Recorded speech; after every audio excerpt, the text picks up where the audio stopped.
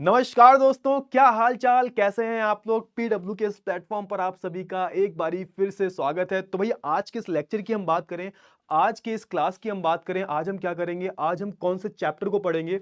तो एक बहुत ही प्यारा सा सब्जेक्ट है आपका इकोनॉमिक्स, अर्थशास्त्र की आज हम बात करेंगे। और आज जो चैप्टर हम शुरू करने जा रहे हैं बड़ा ही मजेदार चैप्टर है। हम अपने ही बारे में बात करेंगे, हम इंसानों के बारे में बात करेंगे कि इंसानों का कितना बड़ा योगदान होता है, ठीक है, किसी भी देश की इकोनॉमी को, किसी भी देश की अर्थव्यवस्था को चलाने में मानव का कितना बड़ा योगदान होता है, उसके बारे में बात करेंगे। तो चैप्टर का नाम आपको पता लग ही गया होगा। तो भाई चैप्टर का नाम है संसाधन के रूप में लोग, पीपल एज रिसोर्सेज, इसे इंग्लिश में हम पढ़ते हैं, ठीक है। अच्छा, अब हम इस चैप्टर में क्या क्या पढ़ेंगे। तो देखो, मैं हमेशा बोलता हूं आपको कि कोई भी चैप्टर शुरू करो, एक्स वाई जेड, आप कोई भी अगर चैप्टर शुरू करोगे तो उसके ना नाम पे जाया करो, हमेशा उसके नाम पर जाया करो। भाई नाम में सर क्या रखा है, नाम में बहुत कुछ रखा हुआ है बेटा, नाम में बहुत कुछ रखा है। पीपल एज रिसोर्सेज की मैं बात करूं तो देखो, यहां पर हम संसाधन के रूप में किसका इस्तेमाल कर रहे हैं, लोगों का इस्तेमाल कर रहे हैं। यानी कि संसाधन सर क्या होता है, पहले हमें ये तो बता दो कि संसाधन का मतलब क्या होता है। तो हम संसाधन के रूप में अगर लोगों का इस्तेमाल कर रहे हैं तो हमें संसाधन का मतलब भी पता होना चाहिए। तो देखो, संसाधन का अगर मैं बहुत ही साधारण सी भाषा में मतलब बताऊं तो संसाधन का मतलब होता है कि कोई भी चीज जो हमारी जरूरतों को पूरा कर रही है। मतलब कि मान के चलो आप फोन लेके पकड़े हुए हो, है ना, उसमें इंटरनेट चल रहा है और आप मेरे लेक्चर्स देख रहे हो। तो वो फोन जो है और वो जो इंटरनेट जो है वो आपके लिए किसका काम कर रहा है, आपके लिए वो संसाधन का काम कर रहा है। ऐसे ही अगर मैं अपनी बात करूं, ये सामने जो आप स्क्रीन देख रहे हो, मेरे हाथ में रिमोट देख रहे हो, मेरे हाथ में पेन देख रहे हो, सामने कैमरा जो है, ये सब मेरे लिए क्या है, संसाधन है ना। और वो जो इंटरनेट जो आपको और मुझे कनेक्ट किए हुए है वो भी एक संसाधन है, ठीक है। तो संसाधन का सिंपल सी साधारण सी भाषा में अगर मैं मतलब बताऊं तो उसका सिंपल सा मतलब होता है कि जो भी चीजें हमारी जो धरती पे मौजूद है, जो हमारी जरूरतों को पूरा कर रही हैं। वैसे तो कई सारी चीजें और इसमें जुड़ जाती हैं, लेकिन अभी फिलहाल आप इतना ही जानो। तो यहां पर क्या बोला गया है कि मानवों को संसाधन बताया गया है ना, जो लोग हैं उनको संसाधन बताया गया है। तो यार एक बात बताओ कि मान के चलो इस पृथ्वी पर कोई नहीं है ना, इस पृथ्वी पर कोई भी नहीं है, तो इन संसाधनों का इस्तेमाल कौन करेगा। अरे एक बात बताओ भाई, ये जो कैमरा आप देख रहे हो, इंटरनेट आप देख रहे हो, फोन जो आप पकड़े हुए हो, ये सब बनाया किसने है, मानवों ने बनाया है ना। तो हम मानव भी एक तरीके की पूंजी है, हम भी एक तरीके की संपत्ति है। अगर मानव ही ना हो तो फिर हम इन सारी चीजों को कैसे बना पाएंगे। ये जितनी भी चीज आप पढ़ते हो, संसाधन शब्द का इस्तेमाल ही किसने किया है, मानवों ने किया है। तो मानव भी तो एक संसाधन है ना, मानव भी तो आप सबकी जरूरतें पूरा कर रहा है। मान के चलो ये जो टीवी है, ये जो कैमरा है, आपके हाथ में जो फोन है, ये बनाया किसने, इंसानों ने ही तो बनाया है। तो इंसान एक दूसरों की जरूरतों को भी तो पूरा कर रहे हैं। तो यहां पर हम किसके बारे में बात करेंगे, तो यहां पर हम मानव संसाधन के बारे में बात करेंगे, मानव पूंजी के बारे में बात करेंगे कि किसी भी देश की जो मानव पूंजी होती है वो कितना बड़ा योगदान देती है भाई उस देश की अर्थव्यवस्था में, उस देश का विकास जो हो रहा है। अब मान के चलो आप कोई भी देश देख लो, पूरे दुनिया का आप कोई भी देश देख लो, अगर उस देश का विकास हो रहा है तो वहां का जो मानव संसाधन होगा वो उच्च स्तर का होगा। एक मैं उदाहरण लेता हूं आपको जापान का। अब जापान की हम बात करें तो जापान के पास कोई भी संसाधन नहीं है। जैसे होता है ना, जो प्राकृतिक संसाधन जो होते हैं, ना उनके पास तेल है, ना उनके पास कोयला है, ना उनके पास कुछ भी नहीं है, कुछ किसी भी तरीके का उनके पास प्राकृतिक संसाधन नहीं है। लेकिन फिर भी वो एक कैसा देश है, एक विकसित देश है वो। क्यों, क्योंकि उन्होंने अपने मानव संसाधनों के ऊपर इतना काम किया है कि अगर एक कोयले से हम अगर इतनी इतनी ऊर्जा निकालते हैं तो वो इतनी ऊर्जा निकाल लेते हैं। क्यों, क्योंकि उनके जो लोग हैं वो टैलेंटेड हैं, उनकी जो आप बोल सकते हो स्किल्स जो हैं वो बहुत ज्यादा है हमसे। तभी तो मान के चलो उनके यहाँ पे ब्लड ट्रेन चल रही है, इंडिया में ब्लड ट्रेन 2 साल बाद शुरू होगी, चाइना में ब्लड ट्रेन शुरू हो चुकी है। क्यों, क्योंकि भैया संसाधन तो हमारे पास भी है, उनके पास भी है, जापान के पास तो बिल्कुल नहीं है, लेकिन वो तो भाई अपनी बुलेट ट्रेन दौड़ा रहे हैं। क्यों दौड़ा रहे हैं, क्योंकि उनके पास जो मानव है वो बहुत ज्यादा कैसे हैं भाई, बहुत ज्यादा एक आप बोल सकते हो अच्छी मात्रा में है, अच्छी क्वालिटी में है। मात्रा नहीं बोलोगे, मात्रा तो बहुत कम है, यहां पर आप अगर क्वालिटी पे फोकस करोगे वो बहुत ज्यादा है। तो उनकी अगर मैं जापान की बात करूं, जैसे अब आज की मैं आजकल का जो उदाहरण मैं लूं तो चाइना की बात करूं, तो चाइना ने एक ऐसी ट्रेन बना दी है जो 1000 किलोमीटर प्रति घंटे की रफ्तार से चलती है। अब सोच के देखो, वही संसाधनों का इस्तेमाल वो कर रहे हैं, वही संसाधनों का इस्तेमाल हम भारत वाले कर रहे हैं, लेकिन हमने तो ऐसी ट्रेन बना नहीं पाई। क्यों, क्योंकि उनका जो मानव संसाधन है, उसके पास जो कौशल है वो अलग लेवल का है, उनके पास स्किल्स बहुत अच्छी हैं। तो उन स्किल्स का इस्तेमाल कर कर वो दूसरे जो संसाधन है ना, जो निर्जीव संसाधन है, उनका बहुत अच्छे से वो इस्तेमाल कर रहे हैं। समझ में आया? तो आप सोच के देखो कि किसी भी देश के लिए जो मानव संसाधन होते हैं वो कितने ज्यादा महत्वपूर्ण होते हैं। तो यही इसी के साथ जो हम अपने इस चैप्टर को शुरू करते हैं, है ना? थोड़ा इंट्रोडक्शन ज्यादा हो गया, कोई बात नहीं। अब यही जो चीज है आपको आगे काम आएगी, आगे जो आपको कोई भी तकलीफ नहीं होगी, है ना? वैसे हम क्या करते हैं, अपने इस चैप्टर को जो है शुरू कर लेते हैं। बहुत ही प्यारा चैप्टर है, संसाधन के रूप में। संसाधन के रूप में लोग, ये एक काट दो, है ना? संसाधन के रूप में लोग। तो अगर मैं बात करूं उस चैप्टर की, तो उसमें क्या कौन कौन से टॉपिक हम पढ़ेंगे, तो देख लो थोड़ा थोड़ा सा। तो यहां पर लोगों का जो है, लोगों का यहां पे लोगों का जो है संसाधन के रूप में लोग, है ना? यहां पर हम बात करेंगे किसकी, पुरुषों और महिलाओं के आर्थिक क्रियाकलाप के बारे में बात करेंगे। क्या क्या जो है इनके आर्थिक क्रियाकलाप होते हैं, आर्थिक क्रियाओं के बारे में बात करेंगे। जनसंख्या की गुणवत्ता, कि किसी भी देश की जो जनसंख्या होती है उसकी गुणवत्ता कितनी ज्यादा जरूरी हो जाती है, उसकी क्वालिटी। गुणवत्ता का मतलब क्वालिटी। देखो हमारे देश में क्या है, अब जो जैसे जापान की हम बात करें, जापान की जनसंख्या बहुत कम है, बहुत कम जनसंख्या है जापान की। पूरे यूपी जितनी होगी शायद उनकी जनसंख्या, लेकिन उनका मानव संसाधन हमसे कई गुना ज्यादा आगे है। उनकी जो प्रौद्योगिकी है वो हमसे कई गुना ज्यादा आगे है। क्यों ज्यादा आगे है? क्योंकि वो क्वांटिटी पे फोकस नहीं करते, वो मात्रा पे फोकस नहीं करते, वो किस पर फोकस करते हैं, वो गुणवत्ता पर फोकस करते हैं। भाई उनके जो मानव जितने हैं कम है भले, लेकिन हमसे कई गुना ज्यादा आगे हैं वो कौशल के मामले में।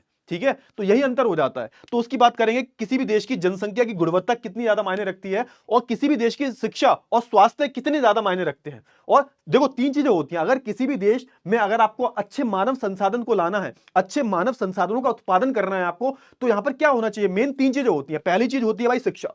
अगर किसी भी देश में शिक्षा उच्च स्तर की है तो वहां पर मानव संसाधन अच्छे से निकलेंगे। दूसरा क्या है भाई, स्वास्थ्य, यानी कि उस देश में जो लोग हैं वो स्वस्थ हैं, अच्छे से शारीरिक रूप से वो स्वस्थ हैं, तो वहां पर अच्छे मानव संसाधन निकलेंगे। और तीसरा है साक्षरता दर, यानी कि पढ़े लिखे लोग, है ना? किसी भी देश का साक्षरता दर ऊंचे लेवल का है तो वहां पर लोगों के पास आपको कौशल देखने को मिलेगा। तो ये सारी जो चीजें होती हैं वो बहुत ज्यादा जरूरी होती हैं। और यहां पे हम बात करेंगे बेरोजगारी के बारे में, कि भारत में किन किन प्रकार की जो है बेरोजगारी पाई जाती है, और भारत में जो मेन यहां पे कारण बताया जाता है बेरोजगारी का, वो कौन सा होता है, ये भी हम जानेंगे। ठीक है, तो इतने सारे जो टॉपिक्स हैं हम पढ़ने वाले हैं इस पूरे लेक्चर में। क्लियर हुआ? चलिए, तो सबसे पहले हम बात कर लेते हैं लोगों का जो है संसाधन के रूप में लोग, है ना, के रूप में प्रयोग। इसके बारे में, इस टॉपिक के बारे में बात करेंगे कि भाई सबसे पहले इसमें हम यही जानेंगे कि क्या है संसाधन, क्या है मानव संसाधन, है ना? तो यहां पे हम लोगों का इस्तेमाल कर रहे हैं संसाधन के रूप में, ये मैं ऑलरेडी आपको बता चुका हूं। समझ में आया? तो देखो धीरे धीरे पढ़ना है आपको। और देखो हर चीज को ना ऐसे पढ़ा करो जैसे कि वो रियल लाइफ में हो रही है, आपकी रियल रियल जिंदगी में हो रही है, तो आपको बहुत अच्छे से चीजें समझ में आएंगी। तो ये सारी जो चीजें हैं थोड़ा सा कनेक्ट करना, धीरे धीरे पढ़ाऊंगा, और आपको मैं गारंटी से कहता हूं कि एक एक चीज जो है वो आपको समझ में आने वाली है। क्लियर हुआ? चलो, तो आगे बात कर लेते हैं हम। तो सबसे पहले हम बात करेंगे किसके बारे में, इंट्रोडक्टरी पार्ट के बारे में बात करेंगे। तो यहाँ पे किन तीन चीजों की बात हो रही है, देखो यहाँ पे शिक्षा की बात हो रही है, प्रशिक्षण की बात हो रही है। अच्छा सर, ये प्रशिक्षण क्या होता है? प्रशिक्षण क्या होता है, इसको हम बोलते हैं, हाँ बोल सकते हो कौशल बोल लो, उसको स्किल्स बोल लो, तो उसको हम प्रशिक्षण बोल देते हैं। कि भाई देखो, जब शिक्षा, प्रशिक्षण और चिकित्सा की सेवाओं में निवेश किया जाता है तो वहां की जनसंख्या मानव पूंजी कहलाती है। देखो अभी तक क्या है, हम अभी तक देखो इंसानों ने जन्म लिया, हम बंदर से मानव बन गए, उसके बाद क्या हुआ, धीरे धीरे धीरे धीरे मानवों का विकास हुआ, और आज हम क्या है भाई, आज हम पूंजी हैं। और मानव एक पूंजी कैसे बनता है, पूंजी का मतलब क्या है यहाँ पर? तो यहाँ पर पूंजी का सिंपल सा अर्थ है संपत्ति। आपकी संपत्ति होती है ना, आपको प्यारी होती है, तो मानव भी क्या है, एक तरीके की संपत्ति है भाई। सोच के देखो कि अगर मैं ना होता या कोई दूसरे पीडब्ल्यू के टीचर्स ना होते तो आपको कौन पढ़ाता, है ना? तो आपके लिए मानव संपत्ति क्या होगी, मानव पूंजी आपके लिए क्या है, हम लोग हैं, हम टीचर्स हैं, है ना? बरोबर है ना? तो यहां पे वही चीज बोली जा रही है। तो जब शिक्षा, प्रशिक्षण, प्रशिक्षण का मतलब होता है किसी चीज की ट्रेनिंग लेना है, कौशल लेना। कि मान के चलिएगा आपने बहुत ज्यादा पढ़ाई कर ली, लेकिन आपको कोई काम नहीं आता, आपके पास कोई भी कौशल नहीं है। आजकल क्या चल रहा है, आजकल जो बड़ी बड़ी कंपनियां जब लेती है नौकरी पे, वो नहीं पूछती तुम्हारी डिग्री क्या है, वो ये पूछती है कि तुम्हारे पास कौशल क्या है, किस चीज की ट्रेनिंग लेके आए हो तुम, कुछ शिक्षा हुई है तुम्हारे, मतलब तुम्हारी स्किल्स है तुम्हारे पास, किसी काम में तुम तेज हो, किसी काम में तुम माहिर हो। जैसे हम बात करें टीचर्स की, तो टीचर्स किस में माहिर होते हैं? तो टीचर्स का सिंपल सा काम होता है कि जो टफ से टफ चीज है उसको आसान बना के सामने वाले व्यक्ति को समझा देना, तो उस इंसान को हम टीचर बोलते हैं। तो उसकी स्किल क्या हुई, उसका कौशल क्या हुआ? तो यह उसका कौशल हुआ कि वो पढ़ा लेता है। तो हर एक इंसान में जो है कौशल होता है। जैसे जितने भी ऐप होते हैं, जितनी भी वेबसाइट होती है, उनकी कोडिंग वोडिंग की जरूरत पड़ती है, तो ये सॉफ्टवेयर डेवलपर होते हैं, इनमें इनमें क्या टैलेंट होता है, इनमें टैलेंट यही होता है भाई, इनमें यही कौशल होता है कि इनको कोडिंग आती है, वो कोडिंग की बदौलत जो है ये बड़े बड़े ऐप को बना देते हैं। तो ये सब क्या है भाई, ये कौशल ही तो है। आपको कुछ ना कुछ कौशल आपके पास होना चाहिए, किसी ना किसी चीज की ट्रेनिंग होनी चाहिए। चिकित्सा की हम बात करें, है ना, चिकित्सा की हम बात करें कि किसी भी देश का जो स्वास्थ्य जो होता है, स्वास्थ्य की हम बात करें, चिकित्सा सेवाओं की हम बात करें, तो वो बहुत मायने रखती है। अगर हम बात करें भारत एक बीमारों या फिर बीमारियों का देश बोला जाता है। क्यों? क्योंकि यहां पर आपको हर एक बीमारी जो है एक बड़े स्तर पर मिल जाएगी। भारत में आपको दुनिया में सबसे ज्यादा कैंसर के मरीज मिल जाएंगे। भारत में आपको आप देखोगे कई सारा जो लोग जो है वो कुपोषण के शिकारी मिल जाएंगे आपको, है ना? क्यों? क्योंकि भारत में गरीबी बहुत ज्यादा है। तो यहाँ पर ये सारी जो चीजें आपको और सिर्फ भारत की बात नहीं कर रहा, और भी दुनिया में बहुत सारे देश हैं जहां पर ये सारी जो समस्याएं हैं वो देखने को मिलती हैं। अब इन सब चीजों से होता क्या है कि हमारी जो मानव पूंजी जो है उसका विकास रुक जाता है। क्लियर हुआ? तो देखो, जब शिक्षा, प्रशिक्षण और चिकित्सा सेवाओं में निवेश किया जाता है तो वहां जनसंख्या मानव पूंजी बन जाती है ना? इसमें शिक्षा का बहुत बड़ा योगदान है कि भाई जिन देशों में शिक्षा का स्तर बहुत अच्छा है, उन देशों में आप देखोगे मानव पूंजी जो है एक अलग लेवल पर होती है। वास्तव में मानव पूंजी कौशल और उनमें निहित उत्पादन का ज्ञान भंडार है। तो यानी कि क्या बोला गया यहां पर कि भैया जो मानव पूंजी क्या है, मानव पूंजी सब किसका गेम है? पूरा पूरा का पूरा किसका गेम है? कौशल का। आपकी स्किल्स क्या है? लिख लो यहां पर, इसको क्या बोलते हैं? स्किल्स बोलते हैं। स्किल्स बोलते हैं इनको। मतलब आपको कुछ ना कुछ तो आना चाहिए भाई, कुछ ना कुछ तो आता है आपको। आगे अगर 12वीं पास कर लोगे, ग्रेजुएशन कर लोगे, किसी कंपनी में जॉब करोगे, तो आपके पास कोई ना कोई तो स्किल होगी, कोई ना कोई तो कौशल होगा, तभी तो वो कंपनी आपको नौकरी दे रही है। वरना बिना कौशल के कोई भी कंपनी जॉब नहीं देती। और भारत की मैं बात करूं ना बेटा, अगर आपको थोड़ा सा एक्स्ट्रा नॉलेज चाहिए, तो भारत में जो सबसे ज्यादा कारण जो है बेरोजगारी का कारण क्या है, तो भारत में सबसे ज्यादा बेरोजगारी का कारण ही क्या है? अकौशल। यहाँ पे लोग जो हैं वो कौशल नहीं है, मतलब उनके पास कोई स्किल नहीं है। अनस्किल्ड लेबर जो है भारत में बहुत ज्यादा है, और अनस्किल्ड लेबर के लिए भारत में कोई काम है नहीं। तो मतलब क्या है कि अगर आपको नौकरी करनी है, आपको कुछ ना कुछ करना है बड़ा, तो आपके पास कोई ना कोई कौशल होना चाहिए। उसके बदौलत ही आप कुछ ना कुछ अपनी जिंदगी में कर पाओगे, वरना क्या घूमते रहोगे? वरना बेरोजगारों की तरह घूमते रहोगे, कोई भी नौकरी आपको नहीं देगा। ये रियलिटी है। और वही चीज यहां पर बोली गई है कि किसी भी देश में अगर मानव पूंजी की हम बात करें, तो मानव पूंजी का उत्पादन कैसे हो सकता है?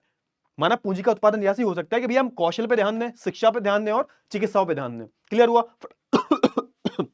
फटाफट से बताओ, थोड़ा सा पानी पी लेता हूं मैं, उसके बाद जो है हम जो है स्टार्ट करते हैं। ठीक है? क्लियर हुआ? क्लियर हुआ? चलिए, थोड़ा सा पानी पी लूं मैं। तो ये वाला स्टेटमेंट समझ में आ गया? ठीक है, मानव पूंजी कौशल और उनमें निहित उत्पादन के ज्ञान का भंडार है। तो कुछ भी नहीं है, मानव पूंजी क्या है भाई? निहित का मतलब होता है समाज आना किसी चीज का, है ना? तो भाई यहाँ पे कौशल की बात हो रही है, और उत्पादन मतलब जब कौशल होगा, शिक्षा होगी, और ये जो चिकित्सा सेवाएं में वृद्धि होगी, तो हमारा जो मानव पूंजी है वो अपने आप ही जो है वृद्धि करने लगेगा। क्लियर हुआ? क्लियर हुआ? फटाफट से बताओ जल्दी से, इतनी चीजें क्लियर होगी होंगी। अब देखो, उत्पादन पहलू की दृष्टि से जो है जनसंख्या पर विचार करना सकल राष्ट्रीय उत्पादन के सृजन में उनके योगदान की क्षमता पर बल देता है। अब यहां पे एक शब्द का इस्तेमाल हो रहा है, एक शब्द का इस्तेमाल हो रहा है, सकल घरेलू उत्पाद। सकल घरेलू उत्पाद क्या होता है? सकल घरेलू उत्पाद का मतलब क्या होता है? ये जो चीज है, वैसे आप क्लास 10वीं में बहुत अच्छे से पढ़ोगे, लेकिन इसकी हम बात करें सकल घरेलू उत्पाद की, इसको हम अंग्रेजी में बोलते हैं जीडीपी। क्या बोलते हैं? जीडीपी बोलते हैं।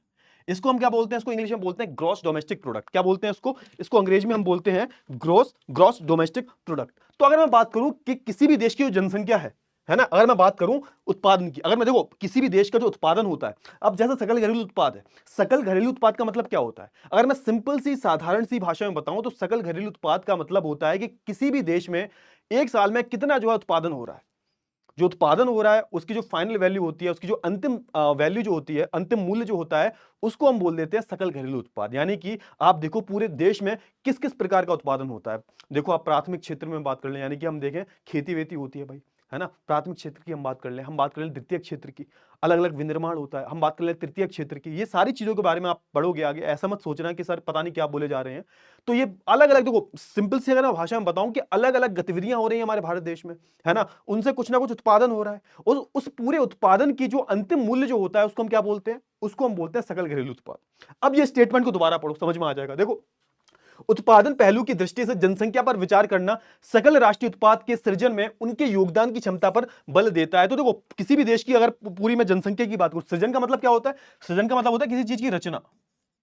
यहां पे किस चीज की रचना की बात हो रही है? यहां पे सकल घरेलू उत्पाद की रचना की बात हो रही है। ठीक है? यहां पे किसी चीज का क्रिएशन, किस चीज, देखो सृजन का मतलब होता है किसी चीज का उत्पादन होना, क्रिएशन होना किसी चीज का। तो यहां पे किसका क्रिएशन की बात हो रही है, किसकी रचना की बात हो रही है? तो सकल घरेलू उत्पाद की रचना की बात हो रही है। और उस देश का जो जनसंख्या जो है उसका बहुत बड़ा योगदान होता है, बहुत बड़ा योगदान। भाई किसी भी देश की जनसंख्या जो है कुछ ना कुछ काम कर रही है। अगर उस देश की जनसंख्या की मानव पूंजी अच्छी है, तो क्या होगा? तो उस देश की जो सकल घरेलू उत्पाद है वो अच्छा होगा।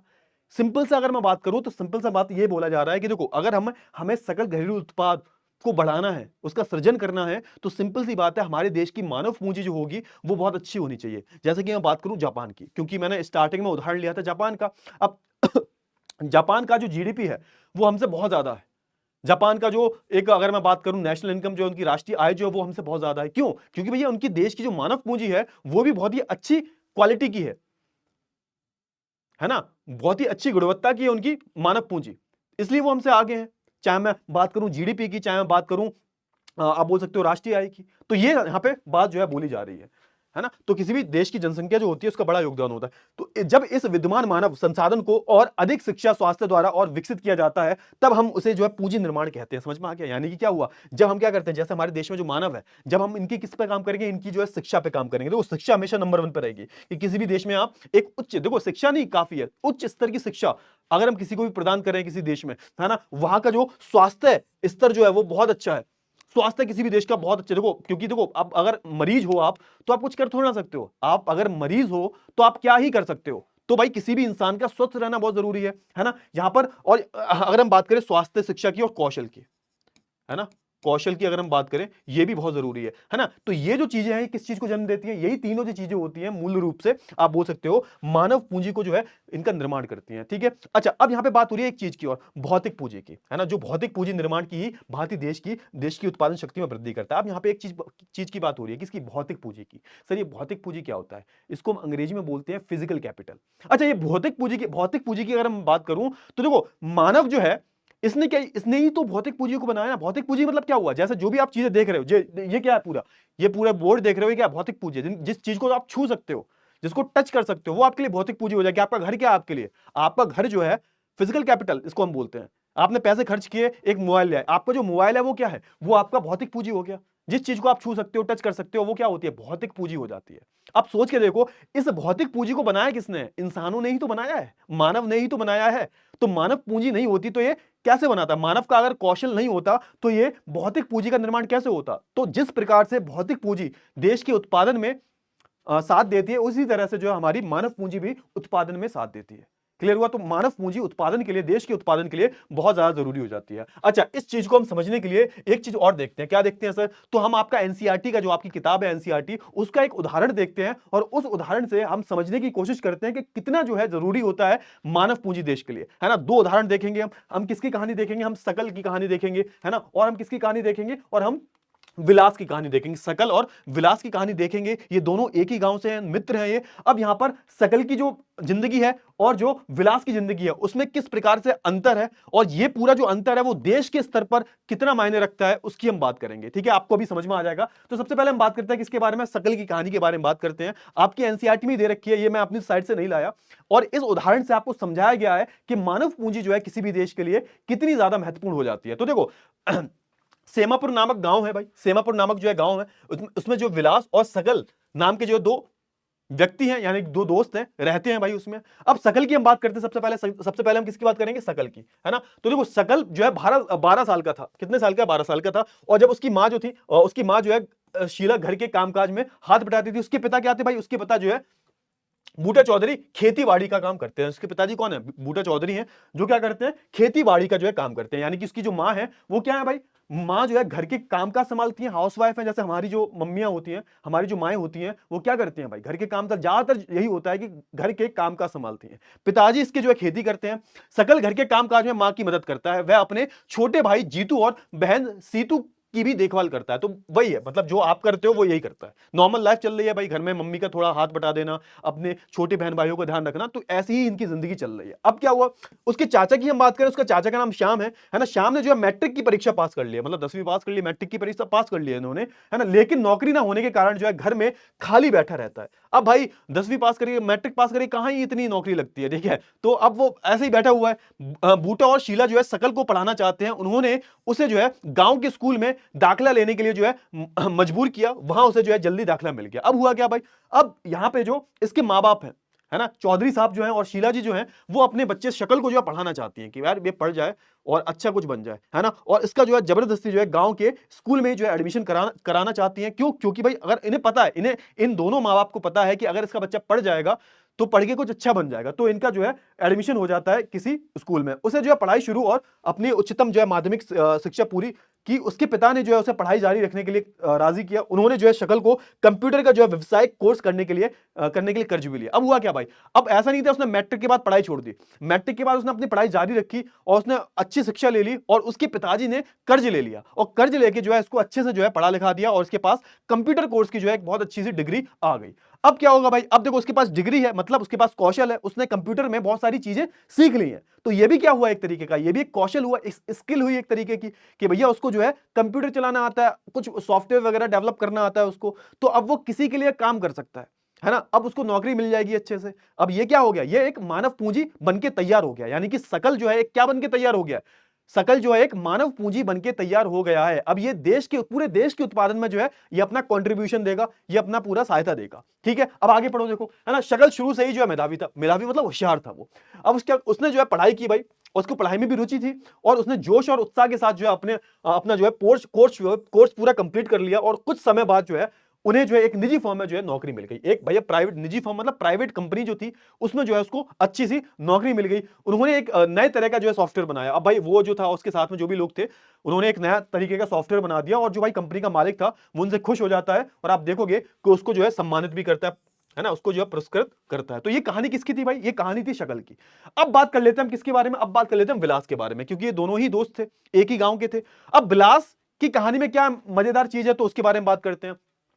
अब यहां पे देखो शकल के गांव का ही रहने वाला है ये। विलास के जो है पिता महेश एक क्या है भाई, मछुआरे हैं, मछलियां पकड़ते हैं। ठीक है, चलिए अच्छी बात है, कोई बात नहीं। चलो, जब वह केवल 2 साल का था तब क्या हुआ, तब इसके साथ एक बड़ी दुर्घटना हो गई, और इसके जो पिताजी थे, इसके पिताजी के साथ दुर्घटना हुई, और इसके पिताजी का निधन हो जाता है, खत्म हो जाते हैं इसके पिताजी। अब क्या हुआ भाई, उसकी मां जो थी अकेली पड़ गई बेचारी, और अपने परिवार का पेट पालने के लिए जो है उसने भी क्या किया, उसने भी जो है मछलियां पालना, जो है मछलियां बेचना शुरू कर दिया, पालना नहीं बेचना शुरू कर दिया उसकी मां ने, क्योंकि पिताजी तो चल बसे, अब घर तो चलाना था। ठीक है सर, अब क्या हुआ, चलिए, तो वह जमींदार के तालाब से मछलियां खरीदती थी और उन्हें जो है पास की मंडी में बेचती।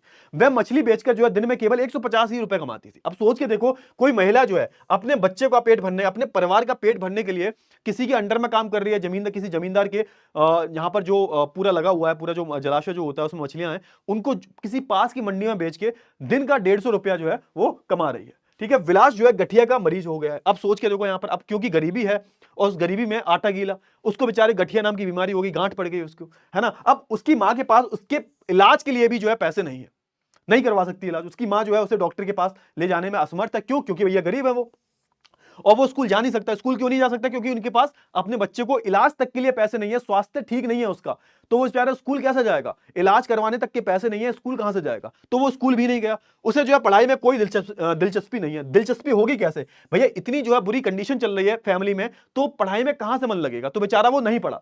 और वह खाना बनाने में अपनी मां की मदद करता है, और अपने छोटे भाई मोहन की देखभाल भी करता है। मतलब सारी कंडीशन सेम जैसी हैं, शकल जैसी हैं, लेकिन प्रॉब्लम यह है बेचारे को संसाधन नहीं मिल पाए, एक प्रॉपर जो है फैसिलिटी नहीं मिल पाई, तो बेचारा ये नहीं पढ़ पाया। कुछ समय बाद जो है उसकी मां बीमार हो गई, और उसकी देखभाल करने वाला कोई नहीं था, परिवार में उनका भरण पोषण करने वाला जो है कोई नहीं था। तो विलास को क्या करना पड़ा, विलास को अपनी सब पढ़ाई तो की नहीं उसने, अब पढ़ाई करने का कोई रास्ता भी नहीं बचा। क्यों, क्योंकि जब उसकी मां बीमार हो गई तो परिवार को तो चलाना है ना किसी को, तो बेचारा विलास ने भी क्या किया, मछलियां जो है पकड़ना शुरू कर दिया और उनको जो है बेचना शुरू कर दिया।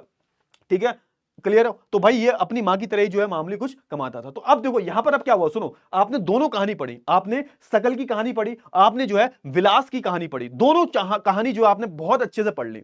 अब इन दोनों कहानी को पढ़ के जो है आपको क्या समझ में आया, सोच के देखो। अब सोच के देखो, अगर मैं बात करूं सबसे पहले सकल की, तो सकल जो है अच्छे से पढ़ लिख गया। उसकी परिवार की जो कंडीशन थी वो भी बहुत ज्यादा अच्छी नहीं थी। उसकी मां जो है हाउसवाइफ थी, और उसके पिताजी जो है खेती करते हैं, लेकिन फिर भी उसके पिताजी ने उसकी पढ़ाई की वैल्यू समझी, उसकी पढ़ाई की कद्र समझी, और उसको बहुत अच्छे से पढ़ा दिया, है ना। जब उसको बहुत अच्छे से पढ़ा दिया भाई, कंप्यूटर इंजीनियर बन गया वो, तो उसने सॉफ्टवेयर वगैरह बना के मतलब बॉस को खुश कर दिया। इसका मतलब क्या हुआ, इसका मतलब उसके पास स्किल्स थी, उसके पास कौशल था।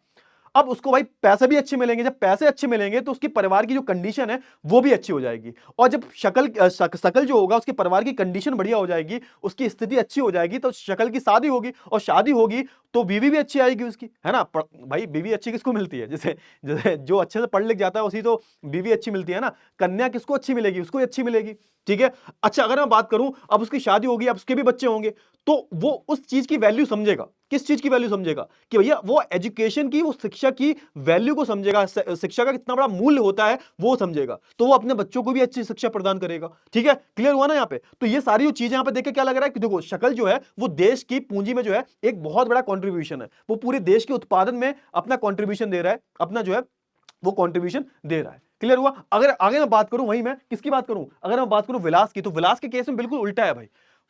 कंडीशन बिल्कुल सही नहीं थी, पिताजी का देहांत हो गया, लेकिन उसके बाद उसने भी खुद कोशिश नहीं की और वो भी नहीं पढ़ पाया, और वो भी क्या कर रहा है, अब वो भी जो है मछलियां बेच रहा है। अब इससे होगा क्या? अब उसकी भी शादी होगी भाई, कोई ना कोई तो बीवी मिलेगी उसको, ठीक है, उसके भी बच्चे होंगे, तो वो उस शिक्षा की वैल्यू को, उसके मूल्य को नहीं समझ पाएगा, तो शायद वो अपने बच्चों को भी ना पढ़ा पाए। तो ये पूरी साइकिल जो है, ये पूरा चक्र जो है वो चलता रहेगा। इसको कुचक्र बोलते हैं बेसिकली। आप देखोगे ना, इसको एक चीज बोलते हैं, इसको क्या बोलते हैं? इसको हम बोलते हैं दुष्चक्र, बोलते हैं इसको दुष्चक्र, है ना? दुष्चक्र। दुष्चक्र क्या होता है? दुष्चक्र को हम बोलते हैं एक विशेष साइकिल। विशेष साइकिल का मतलब क्या होता है? कि एक नकारात्मक चीज है, इसका मतलब समझ लेना, एग्जाम में आ जाता है ना? दुष्चक्र की हम बात करें, एक नकारात्मक घटना का एक श्रृंखला होती है। नकारात्मक घटना मतलब, नकारात्मक घटना ऐसे हो गई कि भैया जो विलास जो है, अब वो भी नहीं पढ़ पाया, उसकी मां ने उसको नहीं पढ़ाया, उसकी मां भी पढ़ी लिखी नहीं थी ना, पापा पढ़े लिखे थे, पापा भी मछुआरे थे, वो भी मछुआरा बन गया, ठीक है? अब वो भी नहीं पढ़ा तो उसके बच्चे भी शायद मछुआरे बन जाएंगे। क्यों? क्योंकि वो शिक्षा की उस मूल्य को नहीं समझा वो। तो इस पूरी साइकिल को, इस पूरे चक्कर को क्या बोलेंगे हम? अब भाई उसका बच्चा नहीं पढ़ पाएगा तो उसका बच्चा भी नहीं पढ़ पाएगा, ठीक है ना? तो ऐसे ये एक नकारात्मक घटना की एक श्रृंखला होती है, जिसमें क्या होता है भाई, जिसमें जो है यहाँ पे एक के बाद एक जो है घटनाएं होती रहती हैं, और वैसी ही घटनाएं होती रहती हैं जब तक कि कुछ बदलाव ना हो, ठीक है? तो दुष्चक्र नकारात्मक घटनाओं की एक श्रृंखला है जो एक दूसरे को मजबूर करती है और हानिकारक परिणामों की ओर ले जाती है। अब ये क्या है भाई? ये हानिकारक परिणामों की ओर ले जा रही है ना। अब सोच के देखो कि हमारी देश मानव पूंजी में उसका कोई भी कंट्रीब्यूशन नहीं है। किसकी बात कर रहा हूं मैं? विलास की बात कर रहा हूं। क्यों? क्योंकि वो पढ़ा ही नहीं है, और आगे भी ऐसे ही जो है कोई भी कंट्रीब्यूशन नहीं होगा जब तक कि कोई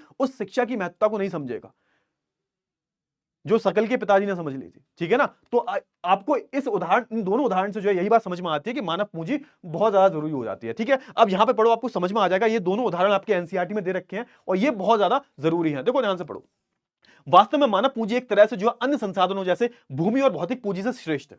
क्यों श्रेष्ठ है? अरे भैया, भूमि क्या है? भूमि भी एक पूंजी है, भौतिक पूंजी भी एक पूंजी है, लेकिन भूमि, भौतिक पूंजी, ये सब बनाया किसने है भाई? तो ये मानवों ने बनाया है ना। तो इन सबसे श्रेष्ठ कौन हुआ? मानव हुए भाई। ये तो बहुत ही एक कॉमन सेंस वाली बात है कि भैया एक बात बताओ, जो भी संसाधन तुम इस्तेमाल कर रहे हो, जो भी पूंजी इस्तेमाल कर रहे हो, चाहे वो भौतिक पूंजी हो, चाहे वो भूमि पूंजी हो, चाहे कोई भी पूंजी हो, ये सब बनाया तो इंसानों ने है ना। इंसानों ने तो इस्तेमाल किया है ना। तो इंसान सबसे बड़ा हुआ या फिर वो चीज? समझ में आ गया? चलिए, भूमि और पूंजी अपने आप में जो उपयोगी नहीं हो सकते, समझ में आ गया? यानी कि जब भूमि, जब इंसान ही नहीं है, इंसान ही नहीं है, तो भूमि और पूंजी, वो जो भूमि है और वो जो आपका पैसा है या फिर भौतिक पूंजी जो है, वो किस काम की? किसी काम की नहीं है।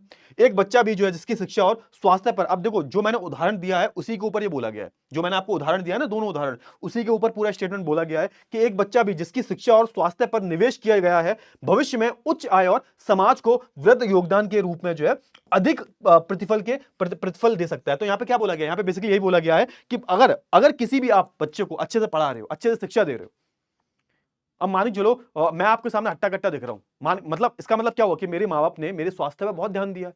आप भी अगर हट्टे कट्टे हो, कोई दिक्कत नहीं है, तो आपके माँ बाप ने भी आपके स्वास्थ्य पे बहुत अच्छा से ध्यान दिया है। समझ में रहे हो या नहीं समझ रहे? तो अगर किसी बच्चे को भी अगर आप अच्छी शिक्षा दे रहे हो, और अच्छा ठीक है, और अच्छी, अगर आप बोल सकते हो हमेशा कि आप अगर एक अच्छी शिक्षा दे रहे हो, उसको एक अच्छा स्वास्थ्य प्रदान कर रहे हो, तो एक तरह का निवेश होता है। और जो भविष्य में जो उच्च आय जो होगी, है ना, जो समाज में वृद्धि होगी, उसमें कहीं ना कहीं आपके बच्चे का भी कॉन्ट्रीब्यूशन होगा। ठीक है, तो वही बोला गया, भविष्य में उच्च आय और समाज को वृद्ध योगदान के रूप में जो है अधिक प्रतिफल दे सकता है। मतलब आपका जो बच्चा है, भविष्य में जो हमारे पूरे देश की आय जो है, इनकम जो है, उसमें जो है आपका बच्चा भी क्या हो सकता है? एक पूंजी हो सकता है। समझ में आ गया? क्यों? क्योंकि आपने अपने बच्चे को अच्छी शिक्षा और अच्छा स्वास्थ्य दिया है और अच्छा कौशल भी दिया है। क्लियर हुआ? अच्छा, अब देखो यहाँ पे, अब पूरा जो मैंने आपको उदाहरण दिया था उसको थोड़ा सा जोड़ के देखना। जो मैंने उदाहरण दिया था अभी थोड़ी देर पहले, सकल का और विलास का, तो थोड़ा सा जोड़ के देखना। यहाँ पे वही लिखा हुआ है, शिक्षित माँ बाप अपने बच्चों की शिक्षा पर अधिक निवेश करते हैं। मतलब क्या हुआ? मतलब ये हुआ कि भाई जिन लोगों को शिक्षा की वैल्यू पता है, शिक्षा का मूल्य क्या है, वो क्या करेंगे? वो अपने बच्चों को भी पढ़ाएंगे भाई, कि हम पढ़े लिखे हैं और हमारा जो भी कुछ हुआ है जिंदगी में, वो बिना पढ़ाई के तो नहीं हुआ। और यही शिक्षा मैं आपको देना चाहूंगा बेटा, कि देखो शिक्षा एक बहुत बड़ा क्या है? शिक्षा एक बहुत बड़ा हथियार है। आप शिक्षा की बदौलत देखो, आप क्या देखो, हम लोग अमीर-अमीर घरों में तो पैदा हुए नहीं है। हाँ, हम लोग एक मिडिल क्लास फैमिली में पैदा हुए हैं। और अगर आपको कुछ बड़ा करना है, कुछ बहुत बड़ा करना है, तो आपको खुद से मेहनत करनी पड़ेगी और आपको शिक्षा की वैल्यू पता होनी चाहिए। अगर आपको शिक्षा की वैल्यू पता है, तो आपके भी जब बच्चे होंगे, तो उनको भी आप अच्छे से पढ़ाओगे। क्यों? क्योंकि आपको पता है कि अगर कोई पढ़ लिख जाता है, तो उसकी लाइफ बहुत आसान हो जाती है। समझ में आ गया? उसकी जिंदगी आसान हो जाती है और ना सिर्फ आप अपना भला करते हो, बल्कि आप पढ़ लिख के उस देश का भी भला करते हो। क्लियर हुआ? तो देखो, शिक्षित माँ-बाप अपने बच्चों की शिक्षा पर अधिक निवेश करते हैं और उचित पोषण और स्वच्छता के प्रति भी सचेत होते हैं। इस तरह से जो है, इस मामले में जो है एक अच्छा चक्र बन जाता है। मतलब एक अच्छा चक्र कैसे बन गया? अच्छा चक्र कैसे बन गया कि आपके माँ-बाप पढ़े लिखे हैं, उन्होंने आपकी स्वास्थ्य पे ध्यान दिया, उसके बाद उन्होंने आपको अच्छे से पढ़ा दिया, एक आप कौशल व्यक्ति बन गए। उसके बाद क्या होगा? आप अच्छे से जब कमाओगे, तो आपके बच्चे भी होंगे, आप उनको भी अच्छी शिक्षा दोगे, फिर उनके बच्चे होंगे, वो भी एक अच्छा, मतलब एक चक्र यहाँ पे सृजित हो चुका है। क्यों? क्योंकि यहां पर आप देख रहे हो, उन सबको जो है उनके माँ-बाप ने अच्छे से शिक्षा दी, फिर उनके माँ-बाप ने उनको बहुत अच्छे से शिक्षा दी। तो यहां पे एक अच्छा-सा चक्र जो है, साइकिल जो है वो डेवलप हो चुकी है। समझ में आ गया? चलिए, इसके विपरीत हाँ, अब इसका उल्टा ले लो। किसके उदाहरण की बात हो रही है? देखो, ये वाला जो उदाहरण था, ये किसका था? ये शकल का उदाहरण था। ये शकल का उदाहरण था। शकल का उदाहरण था, है ना? और ये जो उदाहरण दे रखा है, ये किसका है? ये किसका है? विलास का। ये विलास का उदाहरण, ठीक है? तो याद रखो। अब इसमें क्या बोला गया है? इसके विपरीत स्वयं भी अशिक्षित और अस्वच्छता तथा सुविधा वंचित स्थिति में जो है रहने वाले मां बाप एक दुष्चक्र सृजित कर लेते हैं। मतलब एक विशियस साइकिल बना लेते हैं। ये क्या हो गया? मतलब देखो, मां बाप तुम्हारे अशिक्षित हैं, है ना? वो खुद स्वस्थ नहीं है, तो तुम्हें क्या शिक्षा देंगे? तुम्हें क्या स्वस्थ रखेंगे वो, है ना? फिर तुम जब बड़े होगे, तुम अपने बच्चों को क्या रखोगे? तो एक कुचक्र, एक जो होता है ना, एक जिसको एक नाम दिया गया है, दुष्चक्र साइकिल बोलते हैं उसको, दुष्चक्र सर्जित बोलते हैं उसको हम। यानी कि एक ऐसी साइकिल डेवलप हो जाती है, बहुत ही नकारात्मक।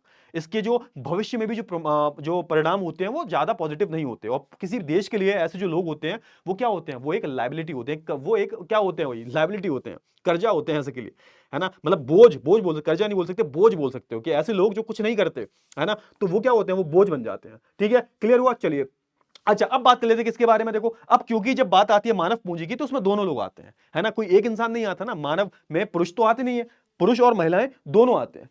पुरुष और महिलाएं दोनों आते हैं। तो हम उन दोनों की बात करेंगे, इन दोनों के क्रियाकलापों के बारे में जो है बात करेंगे कि क्या क्या करते हैं, कौन कौन सी गतिविधियां करते हैं, और इन गतिविधियों से जो है क्या होता है? उत्पादन होता है, और उस उत्पादन से जो है हम अपने देश की अर्थव्यवस्था को आगे बढ़ाते हैं। ठीक है, तो देखो, आगे बढ़ते हैं। देखो, ध्यान से देखो, विभिन्न क्रियाकलापों को जो है तीन प्रमुख क्षेत्रों में जो है विभाजित किया गया है, तीन क्षेत्रों में। अब जैसे क्रियाकलापों की हम बात करें, जैसे कोई भी गतिविधि आप कर रहे हो, जैसे आपके पिताजी कोई ना कोई तो गतिविधि कर रहे होंगे, कुछ ना कुछ तो कर रहे होंगे आपके पिताजी, आप भी करोगे कुछ ना कुछ। तो वो जो गतिविधियां होती हैं, उनको हमने तीन हिस्सों में विभाजित कर लिया। कौन से होते हैं वो तीन हिस्से? तो पहला होता है भाई प्राथमिक क्षेत्र। प्राथमिक क्षेत्र कौन से होते हैं? तो इसको हम क्या बोलते हैं? इसको हम, आप बोल सकते हो, प्राथमिक क्षेत्र एक ऐसा क्षेत्र होता है जहां पर आप प्राकृतिक चीजों का जो उत्पादन कर रहे हो, है ना? जैसे आपने सुना होगा प्राथमिक विद्यालय। प्राथमिक विद्यालय में आप देखोगे गांव में, तो बच्चा बैठना सीखता है, उसको बैठाना सिखाया जाता है। तो ये जो प्राथमिक गतिविधि होती है, इसमें क्या कर रहा है लोग? इसमें जो लोग हैं, वो प्राकृतिक चीजों का उत्पादन कर रहे हैं, है ना? इसको हम क्या बोलते हैं? इसको हम कृषि क्षेत्र भी बोलते हैं। इसमें बेसिकली क्या क्या एक्टिविटी आती है? तो इसमें खेती वगैरह आती है, इसमें पशुपालन आता है, इसमें इसमें आप डेयरी की जो चीजें होती हैं, डेयरी दूध का जो उत्पादन होता है, ये सारी जो चीजें होती हैं, यानी कि जो भी चीजें आप कर रहे हो, है ना? मछली पालन भी हो गया इसमें, मधुमक्खी पालन हो गया इसमें। तो ये सारी जो चीजें, मत्स्य पालन बोलते हैं, ये सारी चीजें किसमें आती है? प्राथमिक में आती है। यानी कि कोई भी ऐसी गतिविधि जिसमें हम प्राकृतिक संसाधनों का इस्तेमाल कर रहे हैं, जिसमें हम कच्चे माल को निकाल रहे हैं, उसको हम क्या बोल देते हैं? प्राथमिक गतिविधि बोल देते हैं। जैसे आपके पिताजी क्या है? आपके पिताजी मान के चलो किसान है, तो आपके पिताजी क्या कर रहे हैं? आपके पिताजी प्राथमिक गतिविधि कर रहे हैं। समझ में आ गया? चलिए, आगे बात कर लेते हैं द्वितीय क्षेत्र। अच्छा, द्वितीय क्षेत्र को हम क्या बोलते हैं? विनिर्माण क्षेत्र भी बोलते हैं। इसको हम क्या बोलते हैं? विनिर्माण क्षेत्र। अंग्रेजी में इसको हम बोलते हैं मैन्युफैक्चरिंग सेक्टर। अगर मैं बात करूं द्वितीय क्षेत्र की, तो द्वितीय क्षेत्र में वो गतिविधियां आती हैं जिसमें हम क्या करते हैं? जिसमें हम कच्चे माल को, जिसमें हम प्राथमिक जो गतिविधि है, उससे जो माल हमें मिला है, उसको हम और अच्छे तरीके से बना के किसी दूसरे रूप में बदल देते हैं। कि मतलब सर क्या बोल दिया? मतलब मान के चलो, हाँ, एक उदाहरण देता हूं मैं। मान के चलो, आपके पिताजी ने क्या किया? आपके पिताजी ने जो है, मान के चलिएगा, गन्ने की खेती की, गन्ने की खेती की। ठीक है, अब ये गन्ने की खेती किस में आएगी? तो गन्ने की खेती आएगी प्राथमिक गतिविधि में। अच्छा, अब उस गन्ने की चीनी बना दी। आपके ताऊजी क्या थे? ताऊजी आपके द्वितीय क्षेत्र में काम करते थे। तो इन्होंने क्या किया? उन्होंने जो है उस गन्ने को विनिर्माण करके चीनी बना दी। अब ये चीनी बनाने वाला जो प्रोसेस है, ये किस में आएगा? तो ये आएगा द्वितीय क्षेत्र में। मतलब यहां पर हम मैन्युफैक्चरिंग कर रहे हैं। मतलब क्या हुआ? यहां पे हम किसी एक वस्तु की अवस्था को बदल रहे हैं।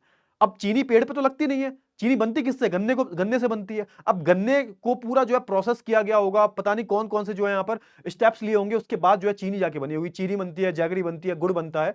तो ये सब जो जब चीजों की अवस्था चेंज हो जाती है ना, तो उसको हम क्या बोलते हैं, उसको हम द्वितीयक में काम करते हैं। इसमें जो है विनिर्माण होता है, इसमें मैन्युफैक्चरिंग होती है। मान के चलो मैं टी शर्ट पहनूं, है ना, टी शर्ट किसकी बनी हुई है, कॉटन की बनी हुई है, कपास की बनी हुई है। अब कपास तो पेड़ पे लगता है, अब ये टी शर्ट थोड़ा ना पेड़ पे लगी होगी, पहले कपास को निकाला होगा। तो जिसने कपास की खेती की है वो तो प्राथमिक गतिविधि में आएगा, लेकिन जिसने इस कपास की टी शर्ट बनाई है वो किस में आएगा, वो आएगा द्वितीयक में, है ना। इससे अच्छे से नहीं बता सकता भाई, अब आई होप आपको बहुत अच्छे से क्लियर हो गया होगा।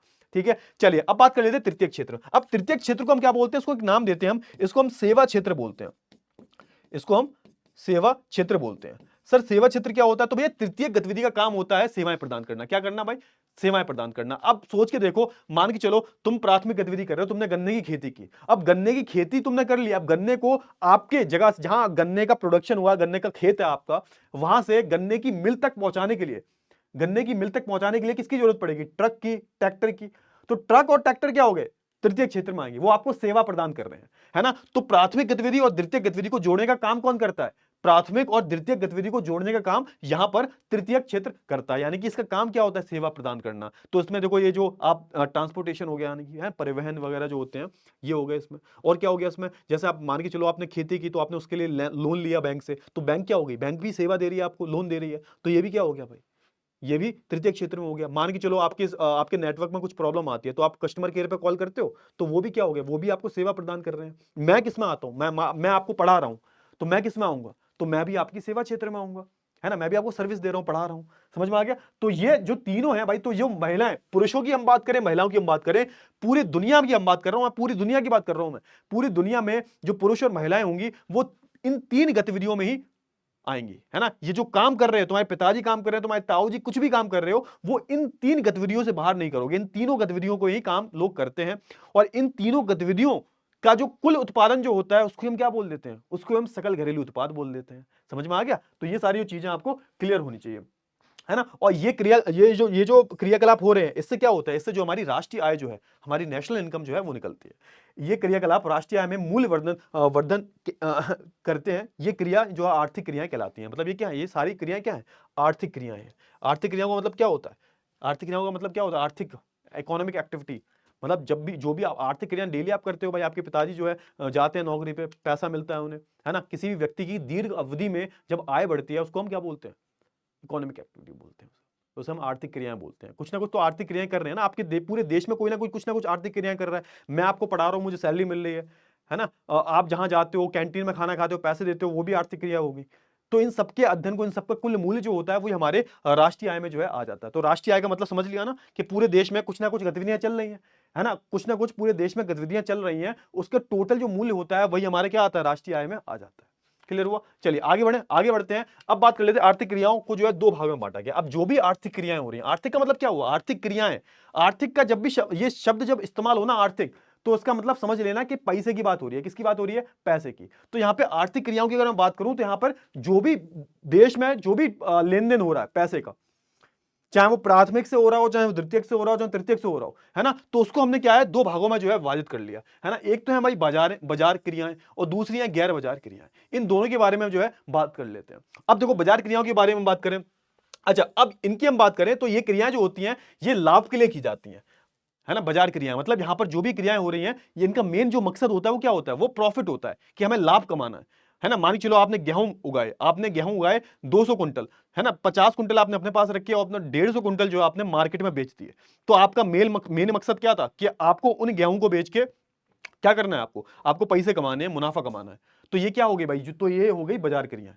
ठीक है। तो देखो यहाँ पे बाजार क्रियाओं में वेतन या लाभ के उद्देश्य से ही की गई क्रियाओं के लिए पारिश्रमिक भुगतान किया जाता है। इनमें जो है सरकारी सेवाएं सहित वस्तु या सेवाओं का उत्पादन भी शामिल है। तो देखो यहाँ पे हर चीज शामिल हो जाती है ना।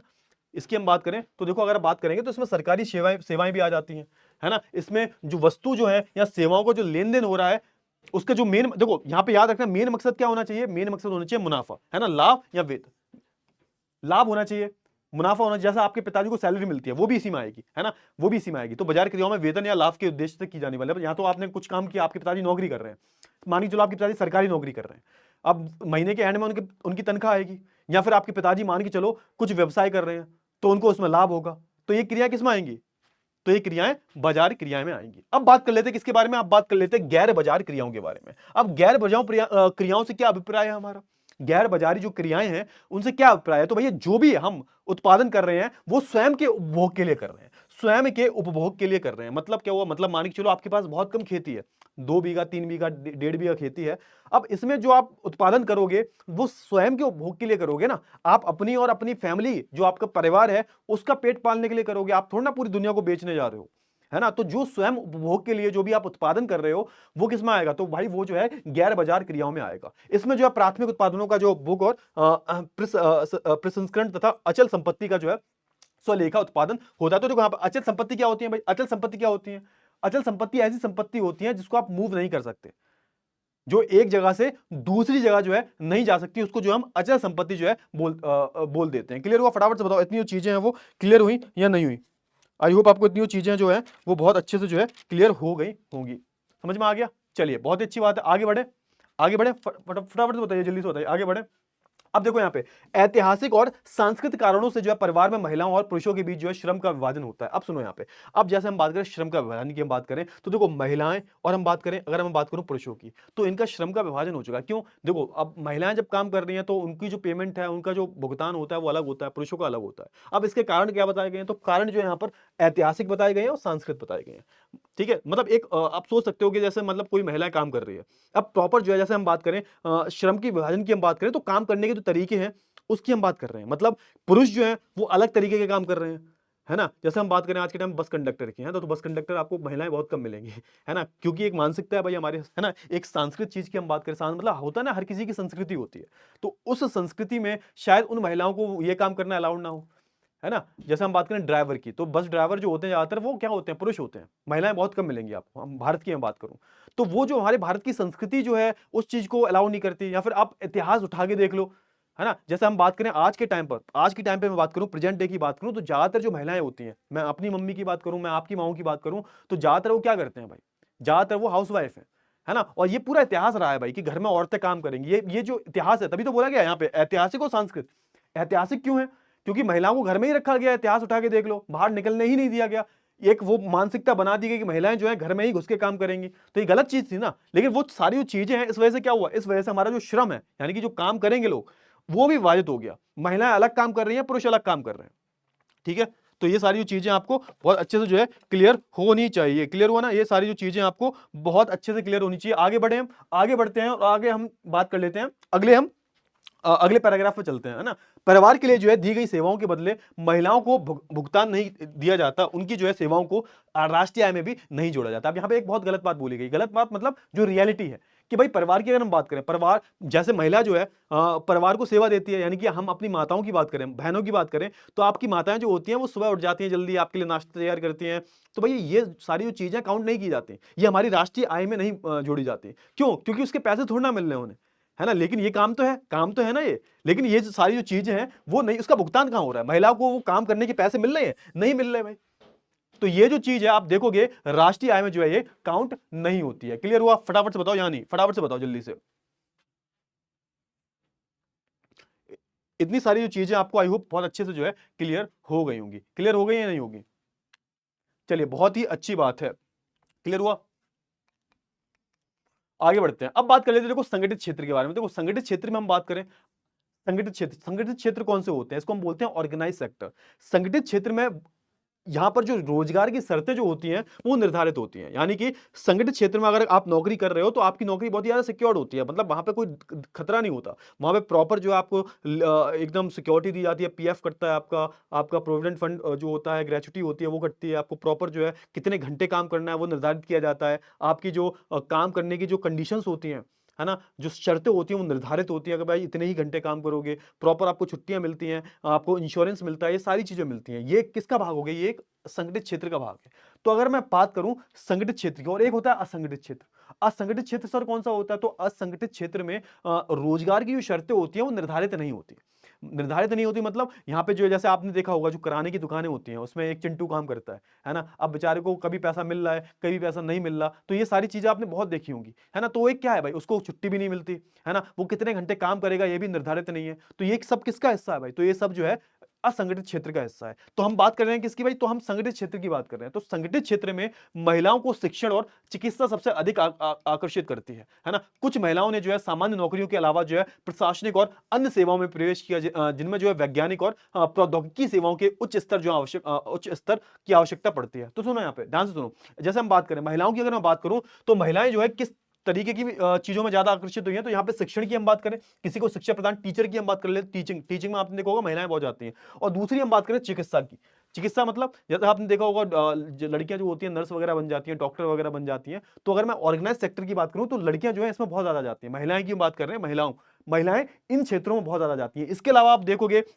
जो प्रशासनिक सेवाएं जो होती हैं, जैसे पीसीएस का एग्जाम दे दिया, आईपीएस बन गई, है ना, एसएससी का एग्जाम निकाल लिया, तो इसमें महिलाओं को देखने को, यहाँ किसकी बात हो रही है ध्यान रखना, ये सिर्फ संगठित क्षेत्र की बात हो रही है ना। तो यहाँ पे जैसे डॉक्टर की हम बात करें, डॉक्टर्स की, नर्स की हम बात करें, तो यहाँ भी नौकरी होती है, तो ये एक संगठित क्षेत्र में ही आता है। इसके अलावा अगर आप एसएससी निकाल लेते हो, यूपीएससी निकाल लेते हो, पीसीएस निकाल लेते हो, तो ये प्रशासनिक सेवाएं होती हैं, तो ये भी किसमें आती है, ये भी संगठित क्षेत्र में आती है ना। और कुछ महिलाओं को आपने प्रौद्योगिकी सेवाओं में देखा होगा, है ना, जैसे कि आपने कुछ महिलाओं को इंजीनियर बनते हुए देखा होगा, किसी अच्छी आईटी कंपनी में जॉब कर रही है ना। तो ये भी क्या भाई, ये भी एक तरह का आप बोल सकते हो ऑर्गेनाइज सेक्टर है, एक संगठित क्षेत्र है।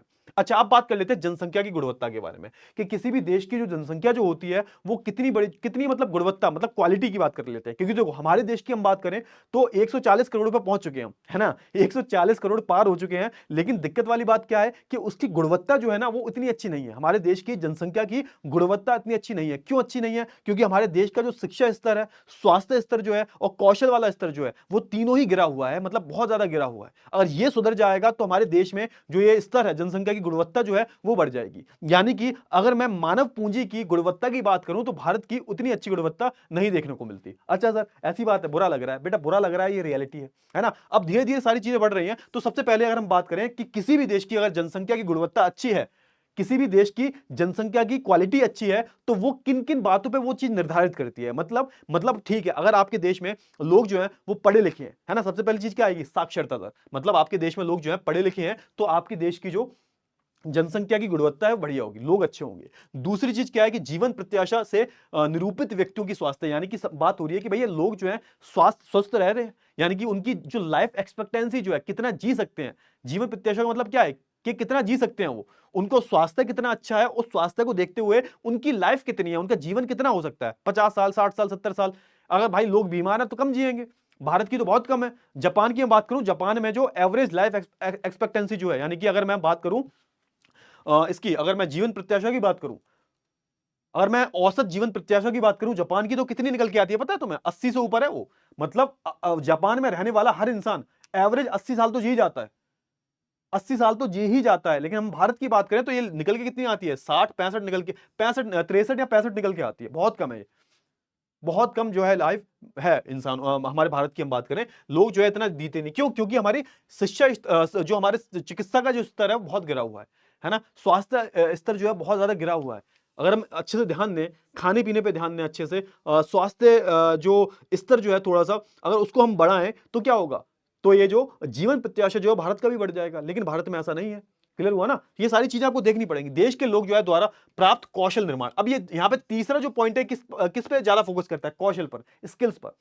कि आप अगर जो है अच्छे से कहीं स्किल का मतलब क्या हुआ कि आप किसी भी फील्ड में जा रहे हो उसमें आपको काम करना आना चाहिए, है ना, चाहे आप इंजीनियर हो, चाहे आप टीचिंग में जा रहे हो, है ना, चाहे आप XYZ किसी में जा रहे हो, तो आपको जो है क्या होनी चाहिए, आपके पास कौशल होना चाहिए, आपके पास स्किल्स होनी चाहिए, काम करना आना चाहिए आपको। ठीक है, अब बात कर लेते हैं किसके बारे में, शिक्षा के बारे में बात कर लेते हैं कि किसी भी देश की जो शिक्षा है वो कितनी ज्यादा जरूरी है। देखो साक्षरता दर में क्या आता है, साक्षरता दर में कि जो लोग पढ़ना और लिखना जानते हैं। और शिक्षा एक बहुत बड़ा कॉन्सेप्ट है, शिक्षा में तो कुछ भी आ सकता है कि लोग जो है शिक्षित कैसे हो रहे हैं उस देश में, जो शिक्षा का स्तर है, लोगों को जो पढ़ाया जा रहा है वो किस लेवल का है, उसके बारे में हम जो है थोड़ी सी बात करते हैं। तो अगर मैं किसी भी व्यक्ति के विकास के बारे में बात करूं या फिर मानव पूंजी के विकास के बारे में बात करूं, तो उस उस देश में शिक्षा का बहुत बड़ा योगदान है ना। इससे जो है व्यक्ति के लिए जो है एक नए क्षितिज खोले, क्षितिज मतलब अलग अलग फील्ड खोलती है। मतलब अगर आप मान के चलो पढ़ जाओगे, अगर आप पढ़े लिखे हो ही नहीं तो फिर तो बात ही खत्म हो गई, फिर तो जितने भी रास्ते हैं वो आपके लिए बंद हो गए। लेकिन अगर आप पढ़ लिख गए तो आपके लिए हजारों रास्ते खुल जाएंगे। कुछ तो करोगे ना पढ़ के, मान के चलो आपने 10वीं के बाद साइंस ले ली, किसी ने कॉमर्स ले, कोई कोई अगर साइंस लेगा तो इंजीनियर बन जाएगा, डॉक्टर बन जाएगा, कोई अगर कॉमर्स लेगा सीए बनेगा, कोई अगर आर्ट्स लेगा तो आगे यूपीएससी वगैरह निकालेगा। तो हजारों रास्ते खुल जाते हैं अगर किसी को आप अगर अच्छी शिक्षा दे देते हो तो। ठीक है, आगे हम बात करें, नई आकांक्षाएं मिलती हैं भाई। कि भाई आकांक्षाएं का मतलब क्या होता है कि नई उम्मीदें मिलेंगी आपको, कि आप पढ़े लिखे हो, कुछ ना कुछ तो कर ही लोगे। जीवन के मूल्य विकसित होते हैं भाई। समाज के विकास में भी शिक्षा का योगदान होता है भाई। अब एक बात बताओ, लोग जब शिक्षित हो जाते हैं, दिक्कत क्या होती है, जितने भी क्राइम्स वगैरह होते हैं, जितने भी जो घटनाएं होती हैं, दुर्घटनाएं जो वगैरह जो भी होती हैं, आप देखते हो बहुत सारी चीजें होती हैं भाई। पकड़ हो गई किसी का रेप हो गया किसी का, है ना, किसी को किसी ने मार दिया, लड़ाई दंगे हो गए, तो आप देखोगे ये उसी लेवल पर होते हैं जहां पर लोग जो होते हैं पढ़े लिखे नहीं होते। अब जब आप देखो, मैंने हमेशा बोला कि शिक्षा क्या है, एक बहुत बड़ा हथियार है। आप किसी भी देश में शिक्षा ले आओ, पढ़ा दो लोगों को। जैसे आप देखते हो ना, दंगे वगैरह होते हैं, दंगे फसाद में जितने भी लोग आते हैं वो कैसे होते हैं सारे, वो सारे के सारे कैसे होते हैं भाई, सारे के सारे वो बेरोजगार होते हैं, वो अनपढ़ होते हैं सबके सब। मतलब अनपढ़ का मतलब ये नहीं है साक्षर, देखो साक्षरता दर अलग चीज है। शिक्षा कोई भी व्यक्ति शिक्षित है और साक्षर है, दोनों बात अलग अलग है। आपको पढ़ना लिखना आता है तो आप साक्षर हो, लेकिन भाई शिक्षित व्यक्ति की पहचान कैसे होती है कि आप पढ़े लिखे हो। जैसे होता है ना, आपके माँ बाप बोलते हैं कि भैया वो लड़का बड़ा सही था, पढ़ा लिखा लग रहा था। पढ़ा लिखा मतलब कि वो आपके स्वभाव में भी दिखती है वो चीज, कि आप ठीक है पढ़े लिखे हो, अच्छी बात है, लेकिन क्या वो आपकी आपके जो कर्म है या फिर आपका स्वभाव जो है वो ऐसा है कि आपको दिखाता है कि आप शिक्षित हो। तो भाई किसी व्यक्ति को अगर आप एजुकेट कर दोगे तो समाज में जो भी चीजें चल रही हैं सही हो जाएंगी, अपने समाज में जो भी खराब चीजें चल रही हैं वो अपने आप धीरे धीरे सही होने लगेंगी। और इससे इस बात का प्रमाण हमें मिलता है कि जो भी देश जिसमें शिक्षा बहुत ऊंचे स्तर पर है, तो वहां पर आपको क्राइम्स भी बहुत कम देखने को मिलते हैं। वहां पे जो भी ये घटनाएं होती हैं उल्टी सीधी, बहुत कम देखने को मिलती हैं, है ना। ये राष्ट्रीय आय और सांस्कृतिक समृद्धि में जो है वृद्धि करता है। सबसे बड़ी बात है भाई, अगर आप पढ़ लिख जाओगे, पैसा वैसा कमाओगे, है ना, प्लस हमारी संस्कृति जो है, सांस्कृतिक वृद्धि मतलब क्या है कि हमारी जो संस्कृति है उसको हम अच्छे से कब समझेंगे, जब हम शिक्षित होंगे। बिना शिक्षा के हम अपनी संस्कृति को समझ सकते हैं, नहीं समझ सकते, है ना। प्लस अगर हम पढ़ लिख जाएंगे तो नौकरी भी अच्छी लगेगी, नौकरी अच्छी मिलेगी तो हमारी आय भी अच्छी होगी, हमारी इनकम भी अच्छी होगी। तो जब हमारी इनकम अच्छी होगी और हम जैसे भारत में रहने वाले करोड़ों व्यक्ति की जो इनकम है अच्छी होगी, तो पूरे के पूरे राष्ट्र की जो आय है, राष्ट्र की जो इनकम है वो भी अच्छी होगी, है ना। तो यहाँ पर अगर किसी भी देश में लोग शिक्षित हैं तो उस देश की जो राष्ट्रीय आय जो होती है उसमें भी आपको वृद्धि देखने को मिलती है, और उस देश का जो प्रशासन जो होता है उसकी कार्य क्षमता भी बढ़ जाती है। प्रशासन का मतलब क्या होता है ना। जैसे आप देखो, मान के चलो आप भविष्य में यूपीएससी एग्जाम दोगे, डीएम बनोगे, तो उस आप जिले का क्या संभालोगे, प्रशासन संभालोगे। डीएम कलेक्टर साहब क्या संभालते हैं, वो प्रशासन, मतलब पूरे जिले की देखरेख आप ही करोगे। और जब आप पढ़े लिखे हो, अच्छी शिक्षा दी गई है आपको, तो और अच्छे से आप जो है प्रशासन संभाल पाओगे और उस क्षेत्र में लोग भी पढ़े लिखे हैं, तो आपको और ज्यादा आसानी हो जाएगी कि उस देश की उस जिले को जो है प्रशासनिक व्यवस्था उसकी संभालना बहुत आसान हो जाएगा। ठीक है, तो यहाँ पर ये जो है हमें कुछ फायदा दिखते हैं। प्राथमिक शिक्षा में जो है सार्वजनिक पहुंच, धारण और गुणवत्ता प्रदान करने का जो है प्रावधान किया गया है, और इस मामले में जो है लड़कियों पर विशेष जोर दिया गया है। तो हमारी सरकार ने क्या किया, हमारी सरकार ने टाइम टू टाइम पर यहाँ पे क्या किया है, यहाँ पर प्राथमिक शिक्षा, प्राइमरी एजुकेशन की बात हो रही है। आपने देखा होगा स्कूल में क्या होता है, स्कूल में जो है प्राइमरी स्कूल्स होते हैं ना, उसमें देखो हमारी सरकार ने क्या किया कि अगर हम प्राइमरी लेवल पर, एक बेस लेवल पर एक अच्छा हम एक बेस तैयार कर देंगे तो बाद में दिक्कत नहीं होगी। तो प्राथमिक शिक्षा पर जो है सरकार ने सबसे पहले जोर दिया है ना। और सार्वजनिक मतलब प्राथमिक शिक्षा जो है हर जगह होनी चाहिए, सार्वजनिक जगह, हर जगह पे सार्वजनिक का यहाँ पे शब्द का इस्तेमाल किया गया है। सार्वजनिक पहुंच का मतलब क्या हुआ कि भारत देश में रहने वाला हर एक बच्चा जो है यहाँ पर शिक्षा को लेगा, शिक्षा को धारण करेगा, है ना। उसकी गुणवत्ता अच्छी होनी चाहिए। तभी तो सरकार ने क्या किया था 2001 में, जो एक 86वां जो संवैधानिक प्रावधान आया था, संवैधानिक एक अमेंडमेंट आया था, यहाँ पे बदला गया था संविधान को, और यहाँ पर शिक्षा को जो है एक मौलिक अधिकार बनाया गया था, राइट टू एजुकेशन, है ना, जिसमें 6 साल से 14 साल के जो बच्चे हैं उनको शिक्षा ग्रहण करना बिल्कुल अनिवार्य है।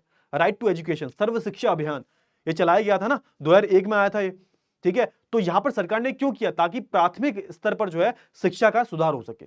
ठीक है, क्लियर हुआ। तो यहां पर सरकार ने भी जो है कदम कदम पर जो है यहाँ पर कदम समय समय पर जो है कदम उठाए हैं। क्लियर हुआ। जैसे कि क्या क्या कदम उठाए हैं, तो भैया यहाँ पर आपको आपने देखा होगा नवोदय विद्यालय होते हैं, है ना, ये सरकार के नवोदय विद्यालय होते हैं, इनका एग्जाम भी होता है, और अगर आप इस एग्जाम को पास कर लेते हो तो आपको नवोदय में आपका दाखिला हो जाता है, उसमें सब कुछ जो है सरकार देती है आपको, है ना। कुछ मेधावी छात्र जो होते हैं उनको जो है सरकार जो है क्या करती है, सरकार जो है उनका खर्चा उठाती है और उनको एक अच्छे लेवल की जो है शिक्षा प्रदान करती है। क्लियर हुआ? तो देखो प्रत्येक जिले में नवोदय विद्यालय जैसे प्रगति निर्धारण विद्यालयों की जो स्थापना की गई। मतलब इससे क्या होगा, इससे जो है बच्चों की प्रगति बढ़ेगी, जो मेधावी छात्र हैं, जो गरीब और मेधावी छात्र हैं। क्लियर हुआ? चलिए, बड़ी संख्या में जो हाई स्कूल के विद्यार्थियों को ज्ञान और कौशल से संबंधित व्यवसाय उपलब्ध कराने के लिए जो है व्यवसायिक शाखाएं जो है विकसित की गई। अब यहाँ पे क्या हुआ, बहुत सारे बच्चे जो होते हैं बेचारे, उनकी जो जिनकी आर्थिक स्थिति ठीक नहीं होती, 10वीं के बाद कुछ ना कुछ सीखते हैं। इसको हम इंग्लिश में बोलते हैं वोकेशनल एजुकेशन, है ना? व्यावसायिक शिक्षा बोलते हैं इसको। व्यावसायिक शिक्षा क्या होती है कि मान के चलो आप कुछ भी किसी भी एक फील्ड में जो है अच्छा करना चाहते हो, है ना? आपने 10वीं पास कर ली, आपको मान के चलो मोबाइल रिपेयरिंग में आपको अपना करना है, आपको किसी कंप्यूटर में सीखना है, मतलब कुछ भी आपने एक एक्स्ट्रा स्किल सीख ली, एक एक्स्ट्रा कौशल सीख लिया, उसको हम बोलते हैं व्यावसायिक शिक्षा, वोकेशनल एजुकेशन। मान के चलो आप जैसे आज के टाइम पे होता है ना, 10वीं के बाद पॉलिटेक्निक कर लेते हैं। पॉलिटेक्निक के बाद आप देखा होगा, 10वीं के बाद पॉलिटेक्निक कर ली, उसके बाद जॉब लग गई, नौकरी करने लगे, है ना? तो ये क्या है, ये वो एक वोकेशनल एजुकेशन है कि आप दूसरी जो मतलब आप पढ़ाई अलग चीज है, वोकेशनल एजुकेशन अलग चीज है। जो आम जिंदगी में जो चीजें सच में काम आती हैं, वो आपको चीजें सिखा। जैसे बहुत सारे बच्चे जो होते हैं ना, वो मोबाइल रिपेयरिंग सीख लेते हैं कि भाई छोटी मोटी कोई दुकान रख ली, फोन वगैरह खराब हो गया तो वो सही कर दिया। तो ये भी क्या है, ये भी एक कौशल है, एक व्यवसायिक एक शिक्षा है ये। ठीक है, तो इस पर भी जो है सरकार ने टाइम टाइम पर जो है ध्यान दिया है ना? कि लोग जैसे अलग अलग यहाँ पर आप देखोगे सरकार ने प्रोग्राम शुरू किए जिसमें जो है कौशल पर ध्यान दिया गया। किस पर? ज्ञान और कौशल पर, कि भैया जो सच में देखो, अभी आप देखोगे ना, अभी सबसे बड़ा जो मेन कंसर्न चल रहा है हमारे देश में, वो क्या चल रहा है? सबसे बड़ा मेन जो समस्या है वो है कौशल को लेकर। हमारे देश में जो बहुत बड़ा एक युवा जो है, जो बेरोजगार घूमता है, जिसके आपने देखा होगा कि चपरासी की जगह निकली और पीएचडी जो पास किए हुए हैं उन्होंने अप्लाई कर दिया। क्यों? क्योंकि ये कौशल की कमी है। अगर आपके पास कौशल है तो आप खाली कभी बैठ ही नहीं सकते। यहाँ पे क्या होता है, हम लोग ज्यादातर क्या करते हैं, हम लोग सरकार को गाली देते हैं कि भैया हम जो है बेरोजगार हैं। लेकिन असलियत में क्या है, आपको पता होना चाहिए, असलियत में क्या है, हमारे पास स्किल्स ही नहीं है। और जिसके पास स्किल्स होंगी, कौशल होगा, वो कभी खाली ही नहीं बैठेगा, वो कभी बेरोजगार नहीं बैठेगा। समझ में आ गया? तो ये सारी जो चीजें आई होप आपको क्लियर हो गई होंगी।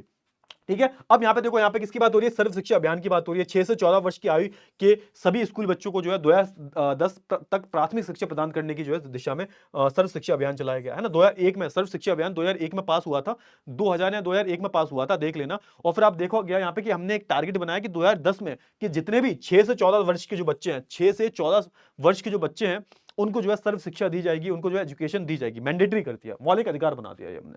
ठीक है, प्रावधान हमने अगर हमारा जो कॉन्स्टिट्यूशन है उसको बदलकर हमने जो है यहाँ पर राइट टू एजुकेशन को मौलिक अधिकार बना दिया, है ना। चलिए आगे बात कर लेते हैं। इसके साथ ही जो है प्राथमिक शिक्षा में जो है नामांकन बढ़ाने के लिए सेतु पाठ्यक्रम और स्कूल लॉटो शिविर प्रारंभ किया। अब ये क्या है भाई, सेतु पाठ्यक्रम और स्कूल लॉटो प्रारंभ, ये क्या स्कूल लॉटो शिविर, ये क्या होता है बेसिकली? तो देखो टाइम टाइम पर सरकार जो है ना अलग अलग प्रोग्राम चलाती रहती है। जैसे मैं बात करूं सेतु पाठ्यक्रम की और स्कूल लॉटो शिविर की, तो इसमें होता क्या है, इसमें मेन मकसद ये होता है कि स्कूल में जो गरीब बच्चे हैं, जो पिछड़े वर्ग के बच्चे हैं, उनकी संख्या कैसे बढ़ाई जाए, उनको एक अच्छे स्तर की शिक्षा कैसे दी जाए। तो यही मकसद होता है इन सारे प्रोग्राम का। चाहे मैं सेतु पाठ्यक्रम की बात करूं, चाहे मैं स्कूल लॉटो शिविर की बात करूं, इसमें जो छोटा तबका जो होता है ना, इसमें क्या होता है, छोटे तबका यानी कि जो बच्चे होते हैं, पिछड़े इलाकों में बच्चे होते हैं, या तो वहां पर स्कूल खुलवाए जाए बहुत सारे, ताकि वहां के जो पिछड़ा जो बच्चा है, जो थोड़े से पिछड़े वर्ग से आता है, उनका दाखिला हो, है ना। और यहाँ पर इसका मेन मकसद क्या होता है, मेन मकसद होता है इसका कि कैसे भी ना कैसे भी करके हमें बच्चों के दाखिले बढ़वाने हैं। जहां स्कूल नहीं है वहां स्कूल बना दो। तो ये सारी चीजें होती हैं और टाइम टू टाइम सरकार ने कदम उठाए हैं। कक्षा में जो है बच्चों की उपस्थिति को जो बढ़ाने के लिए, बच्चों की धारण और उनकी पोषण स्थिति में जो सुधारने के लिए दोपहर के भोजन की योजना कार्यान्वित की जा रही है। मतलब यहाँ पे आपने देखा होगा, किसकी बात हो रही है, आपको पता चल गया होगा, मिड डे मील की बात हो रही है। और जो बच्चे गांव में रहते हैं या फिर जो छोटे शहर में भी रहते हैं, उन्हें अच्छे से पता होगा मिड डे मील क्या होता है। अब ये मिड डे मील का शुरू करने का यहाँ पर जो मेन रीजन था, वो क्या था, मेन कारण क्या था? देखोगे ना 1996-97 के करीब जो है यहाँ पे मिड डे मील ये प्रोग्राम लाया गया था। और उसका मेन मकसद क्या था? अब बच्चे क्या होते हैं, बच्चे जैसे गरीब घरों में बच्चे भूखे होते हैं, तो खाने की लालच में जो है वो क्या करेंगे, स्कूल जाएंगे, उन्हें स्कूल में खाना मिलेगा। और जब खाना मिलेगा तो उसके बाद क्या होगा, खाना मिलेगा तो उनको पेट भरेगा, उनको पोषण भी मिलेगा, एक स्वादिष्ट भोजन मिलेगा। खैर रियलिटी में अलग होता है, रियलिटी में बेचारे को स्वादिष्ट भोजन तो बहुत दूर की बात है, पता नहीं उसमें कीड़े वीड़े, मैंने देखा है कई बार न्यूज चैनल्स पर दिखाया जाता है कि खाने में कीड़ा निकल आया, बहुत ही बेकार क्वालिटी का खाना दिया जा रहा है उन्हें। लेकिन हाँ, सरकार का जो मेन उद्देश्य था वो यही था कि अच्छी क्वालिटी का जो है खाना दिया जाएगा, और बच्चे खाने के लालच में जो है स्कूल आएंगे, उनका उपस्थिति बढ़ेगा, तो स्कूल आएंगे तो पढ़ेंगे भी। भाई पढ़ेंगे ना, स्कूल आ रहे हैं तो पढ़ेंगे। अब खाने के लालच में स्कूल आ रहे हैं तो उस बहाने से वो पढ़ भी लेंगे, और उन्हें एक पोषण जो खाना जो है ना, एक पौष्टिक भरा जो खाना है वो देखने को मिल जाएगा। ठीक है, तो ये सारी चीजें हो गई। आगे बात कर लेते हैं। अब जैसे 12वीं की बात करें, 12वीं योजना में जो है 12वीं योजना, ये पंचवर्षीय योजना की बात हो रही है, तो 12वीं पंचवर्षीय योजना की बात हो रही है में जो है उच्च शिक्षा में 18 से 23 वर्ष आयु के जो है नामांकन में 25.2% तक की वृद्धि 2017-18 एवं 30% की वृद्धि 2020-21 तक जो है करने का जो है प्रयास किया गया। यहाँ पे एक टारगेट बनाया गया।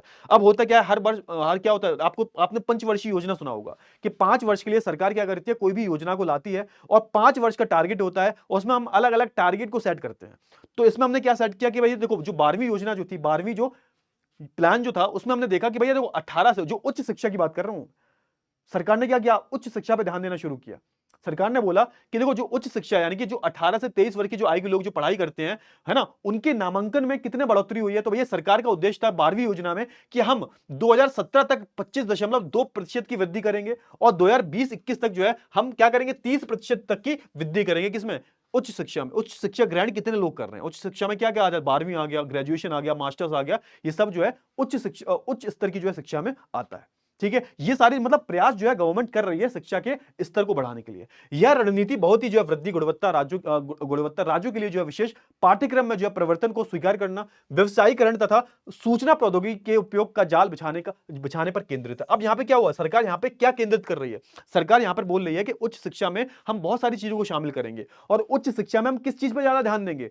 तो उच्च शिक्षा में हम किस पे ध्यान देंगे भाई? अनौपचारिक शिक्षा पे ज्यादा ध्यान देंगे, है ना। फॉर्म दो चीजें होती हैं, औपचारिक शिक्षा, अनौपचारिक शिक्षा। औपचारिक शिक्षा में तो प्रॉपर आप कॉलेज में जाते हो, है ना, प्रॉपर वहां पे यूनिवर्सिटी या कॉलेज में एडमिशन लेते हो, है ना, या फिर आप देखो मतलब बहुत बड़े बड़े जो गवर्नमेंट कॉलेजेस होते हैं उसमें एडमिशन लेते हो। और अनौपचारिक शिक्षा क्या होती है कि उसमें आप जो है अपनी कौशल पे ज्यादा ध्यान देते हो, जरूरी नहीं है कि आप किसी कॉलेज में पढ़ोगे, है ना। तो इन सारी चीजों पर जो है सरकार ने इनकी गुणवत्ता को बढ़ाने पे जो है बहुत ज्यादा काम किया। तो भाई यहाँ पे अगर हम बात करें उच्च शिक्षा की, हम बात करें तो यहाँ पर इसकी गुणवत्ता बढ़ाने पे जो है बहुत ज्यादा काम किया गया है। वोकेशनल एजुकेशन, व्यवसायीकरण जो है उस पर ज्यादा ध्यान दिया गया है कि भाई बच्चों को सिखाओ कुछ, मतलब ठीक है किताबी ज्ञान हो गया, लेकिन किताब के अलावा आप क्या करोगे अपनी जिंदगी में, है ना। आप अपना पेट भरने के लिए क्या करोगे, आप पूरे देश की पूंजी बनने में आप कैसा अपना जो है योगदान निभा सकते हो। तो ये सारी जो चीजें हैं वो आपको पता होनी चाहिए, है ना। तो वही लिखा हुआ है, योजना दूरस्थ शिक्षा, औपचारिक अनौपचारिक दूरस्थ तथा संचार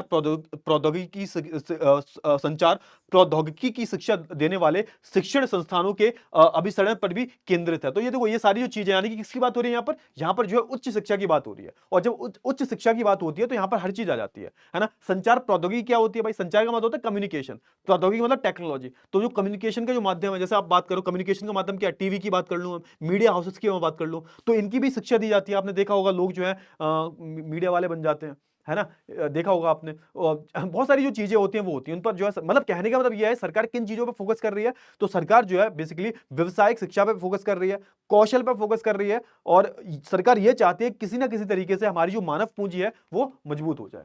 ठीक है, अब बात कर लेते हैं हम स्वास्थ्य के बारे में, क्योंकि स्वास्थ्य जो है किसी भी देश का बहुत जरूरी होता है। मैंने क्या बताया था? मैंने आपको 3-4 चीजें बताई थी। पहले बताया था मैंने किसी भी देश की शिक्षा, है ना, साक्षरता, स्वास्थ्य और कौशल, ये 4 चीजें बहुत जरूरी होती हैं मानव पूंजी को आगे बढ़ाने में। ठीक है, अब जैसे किसी व्यक्ति का स्वास्थ्य जो है उसे जो है अपनी क्षमता को प्राप्त करने और बीमारियों से लड़ने की ताकत देता है।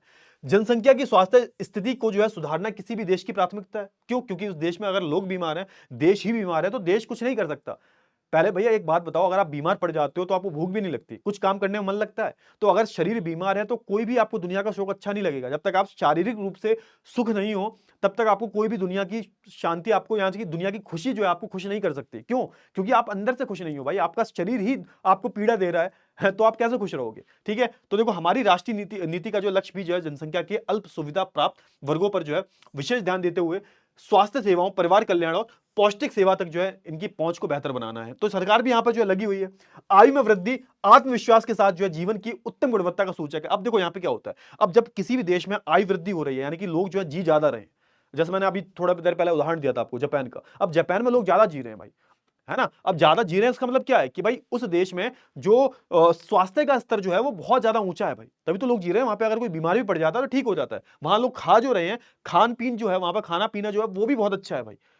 खाना पीने से बहुत फर्क पड़ता है भाई। बीमारियां किससे होती हैं भाई? ज्यादातर जो बीमारियां जो होती हैं वो आपके खान पान पर ही निर्भर करती हैं, आप पानी कैसा पी रहे हो, तो ये सारी जो चीजें वो भी मैटर करती हैं।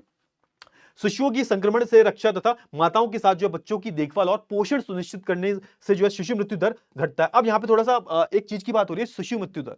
अब यहां पे बात किसकी की जा रही है कि देखो शिशु मृत्यु दर पहले से समझ लो होता क्या है। शिशु मृत्यु दर क्या होता है कि देखो हमेशा याद रखो, 1000 बच्चे पैदा हुए और 1000 बच्चों में से 1 वर्ष का होने से पहले कितने बच्चों की मौत हो जाती है, उसको हम क्या बोलते हैं, उसको हम शिशु मृत्यु दर बोलते हैं। समझ में आया मैंने क्या बोला कि भैया देखो 1000 बच्चे पैदा हुए और उन 1000 बच्चों में से 1 साल का होने से पहले, 1 साल क्रॉस करने से पहले कितने बच्चों की मृत्यु हो गई, उसको हम शिशु मृत्यु बोल देते हैं। और एक टाइम पर भारत का शिशु मृत्यु दर जो था वो बहुत ज्यादा था, बहुत हाई था। भारत की मैं बात करूं, है ना, भारत में जो है कुल 181 मेडिकल कॉलेज हैं और 300 डेंटल कॉलेज हैं। अब यहाँ पे ये भी एक चीज और देखी गई है कि देखो अगर आपको स्वास्थ्य का स्तर लेवल डेवलप करना है तो डॉक्टर्स की जरूरत पड़ेगी, है ना। स्वास्थ्य लेवल जो है, स्वास्थ्य स्तर को जो है आपको विकसित करना है तो आपको जो है यहाँ पर किसकी जरूरत पड़ेगी, कॉलेज की जरूरत पड़ेगी।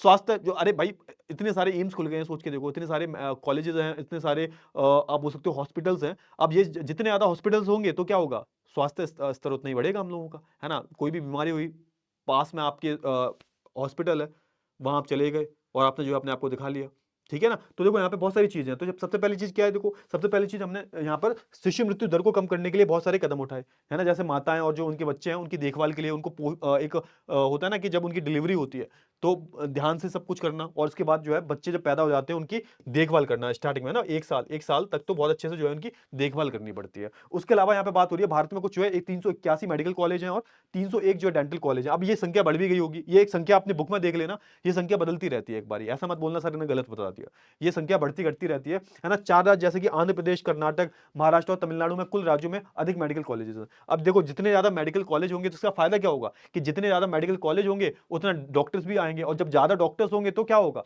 तो दिक्कत नहीं होगी भाई, तो हमारा जो स्वास्थ्य खराब भी होता है तो सही हो जाएगा भाई। स्वास्थ्य देखो होता क्या, बीमार हम सब पड़ते हैं, लेकिन बीमारी का इलाज पता होना जरूरी है ना, सही टाइम पर इलाज, सस्ता इलाज, एक ऐसा इलाज जो सबके पास उपलब्ध हो। तो उसके लिए हमारे पास हमें क्या चाहिए होगा, डॉक्टर्स चाहिए होंगे और बहुत सारे हॉस्पिटल चाहिए होंगे। ठीक है, क्लियर हुआ ये सारी चीजें, चलिए बहुत ही अच्छी बात है। तो यहाँ पे देखो कुछ चीजों की बात हो रही है, शिशु मृत्यु दर की बात हो रही है ना। तो शिशु मृत्यु दर से जो है प्राय 1 वर्ष से कम आयु की शिशु की मृत्यु, मतलब 1000 बच्चे पैदा हुए और 1000 में से 1 वर्ष कंट्रोल करने से पहले कितने बच्चों की जो मौत हो जाती है, उसके बाद उसको हम बोल देते हैं शिशु मृत्यु दर। मृत्यु दर क्या होती है, मृत्यु दर से अभिप्राय एक विशेष अवधि में प्रति 1000 व्यक्तियों के पीछे मरने वाले लोगों की संख्या कितनी है। मतलब मान के चलो 1000 व्यक्ति हैं, है ना, 1000 में से 1 वर्ष की बात करो, 1 वर्ष में 1000 में से कितने व्यक्तियों की मौत हो गई। और इसका ठीक उल्टा क्या है, इसका ठीक उल्टा है जन्म दर, यानी कि बर्थ रेट, कि 1000 लोग जो है यहाँ पर हैं, 1000 में से 1 साल में जो है कितने लोग जो है जन्मे हैं, है ना। जन्म दर से प्राय एक विशेष अवधि में है प्रति 1000 व्यक्ति, एक कोई एक विशेष अवधि है, मान के चलो 1 साल है ना, प्रति व्यक्ति प्रति 1000 व्यक्तियों के पीछे जो है जन्म लेने वाले शिशु, मतलब 1000 व्यक्तियों में से कितने कितने शिशुओं ने जन्म लिया। मतलब हमने क्या किया, हमने कोई एक अवधि ले ली और 1000 में से कितने जो है यहाँ पे, जैसे मैंने शिशु मृत्यु दर की बात की, 1000 में से कितने बच्चे मर रहे हैं, 1000 में से कितने बच्चे 1 साल का होने से पहले मर रहे हैं, शिशु मृत्यु दर 1000 में से कितने लोग मर रहे हैं, 1000 में से कितने लोग पैदा हो रहे हैं, है ना। तो के एक प्रति 1000 क्या लिखते हैं, प्रति 1000 व्यक्तियों की हम एक कोई सूची बना लेते हैं 1000 व्यक्तियों की, और उस 1000 व्यक्तियों को कंपेयर करते हैं और बोलते हैं कि इन 1000 व्यक्तियों से कंपेयर करें तो कितने व्यक्ति पैदा हुए हैं, कितने बच्चे पैदा हुए हैं, है ना, कितने जन्म हुए हैं। इन 1000 व्यक्तियों को हम ले लेंगे किसी एक सीमा में, है ना, एक अवधि में, और उसमें हम देखेंगे कितने जो लोग हैं वो मरे हैं, तो उसको हमने क्या दे दिया ना, मृत्यु दर दे दिया। तो ये सारी चीजें क्या दिखाती हैं, अगर मृत्यु दर बहुत ज्यादा है तो उसका मतलब क्या हुआ, मृत्यु दर अगर बहुत ज्यादा है इसका मतलब ये हुआ कि उस देश का जो स्वास्थ्य, जो आप बोल सकते हो एक हेल्थ फैसिलिटीज जो है ना, स्वास्थ्य स्तर बहुत गिरा हुआ है ना। शिशु मृत्यु दर बहुत ज्यादा है, इसका मतलब क्या हुआ कि उस देश का जो है शिशु मृत्यु दर अगर बहुत गिरा हुआ है, इसका मतलब उस देश में स्वास्थ्य स्थिति ठीक नहीं है। जैसे मैं केरला की बात करूं तो केरला में बहुत सही है, अगर मैं बिहार की बात करूं, हरियाणा की बात करूं तो यहाँ पे बहुत कम है ना। अगर मैं जन्म दर की बात करूं तो यहाँ पे ये भी दिखाता है कि किसी भी देश में जनसंख्या किस दर पर बढ़ रही है।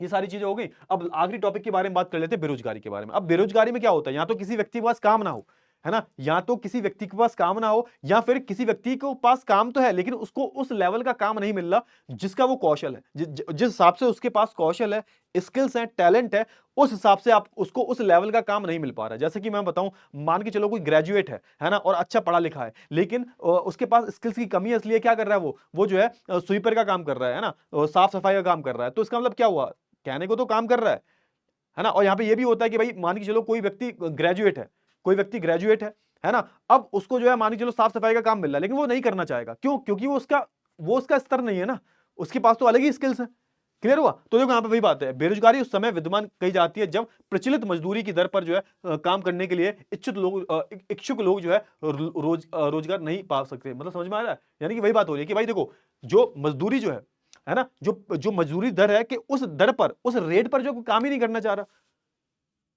समझ रहे हो ना?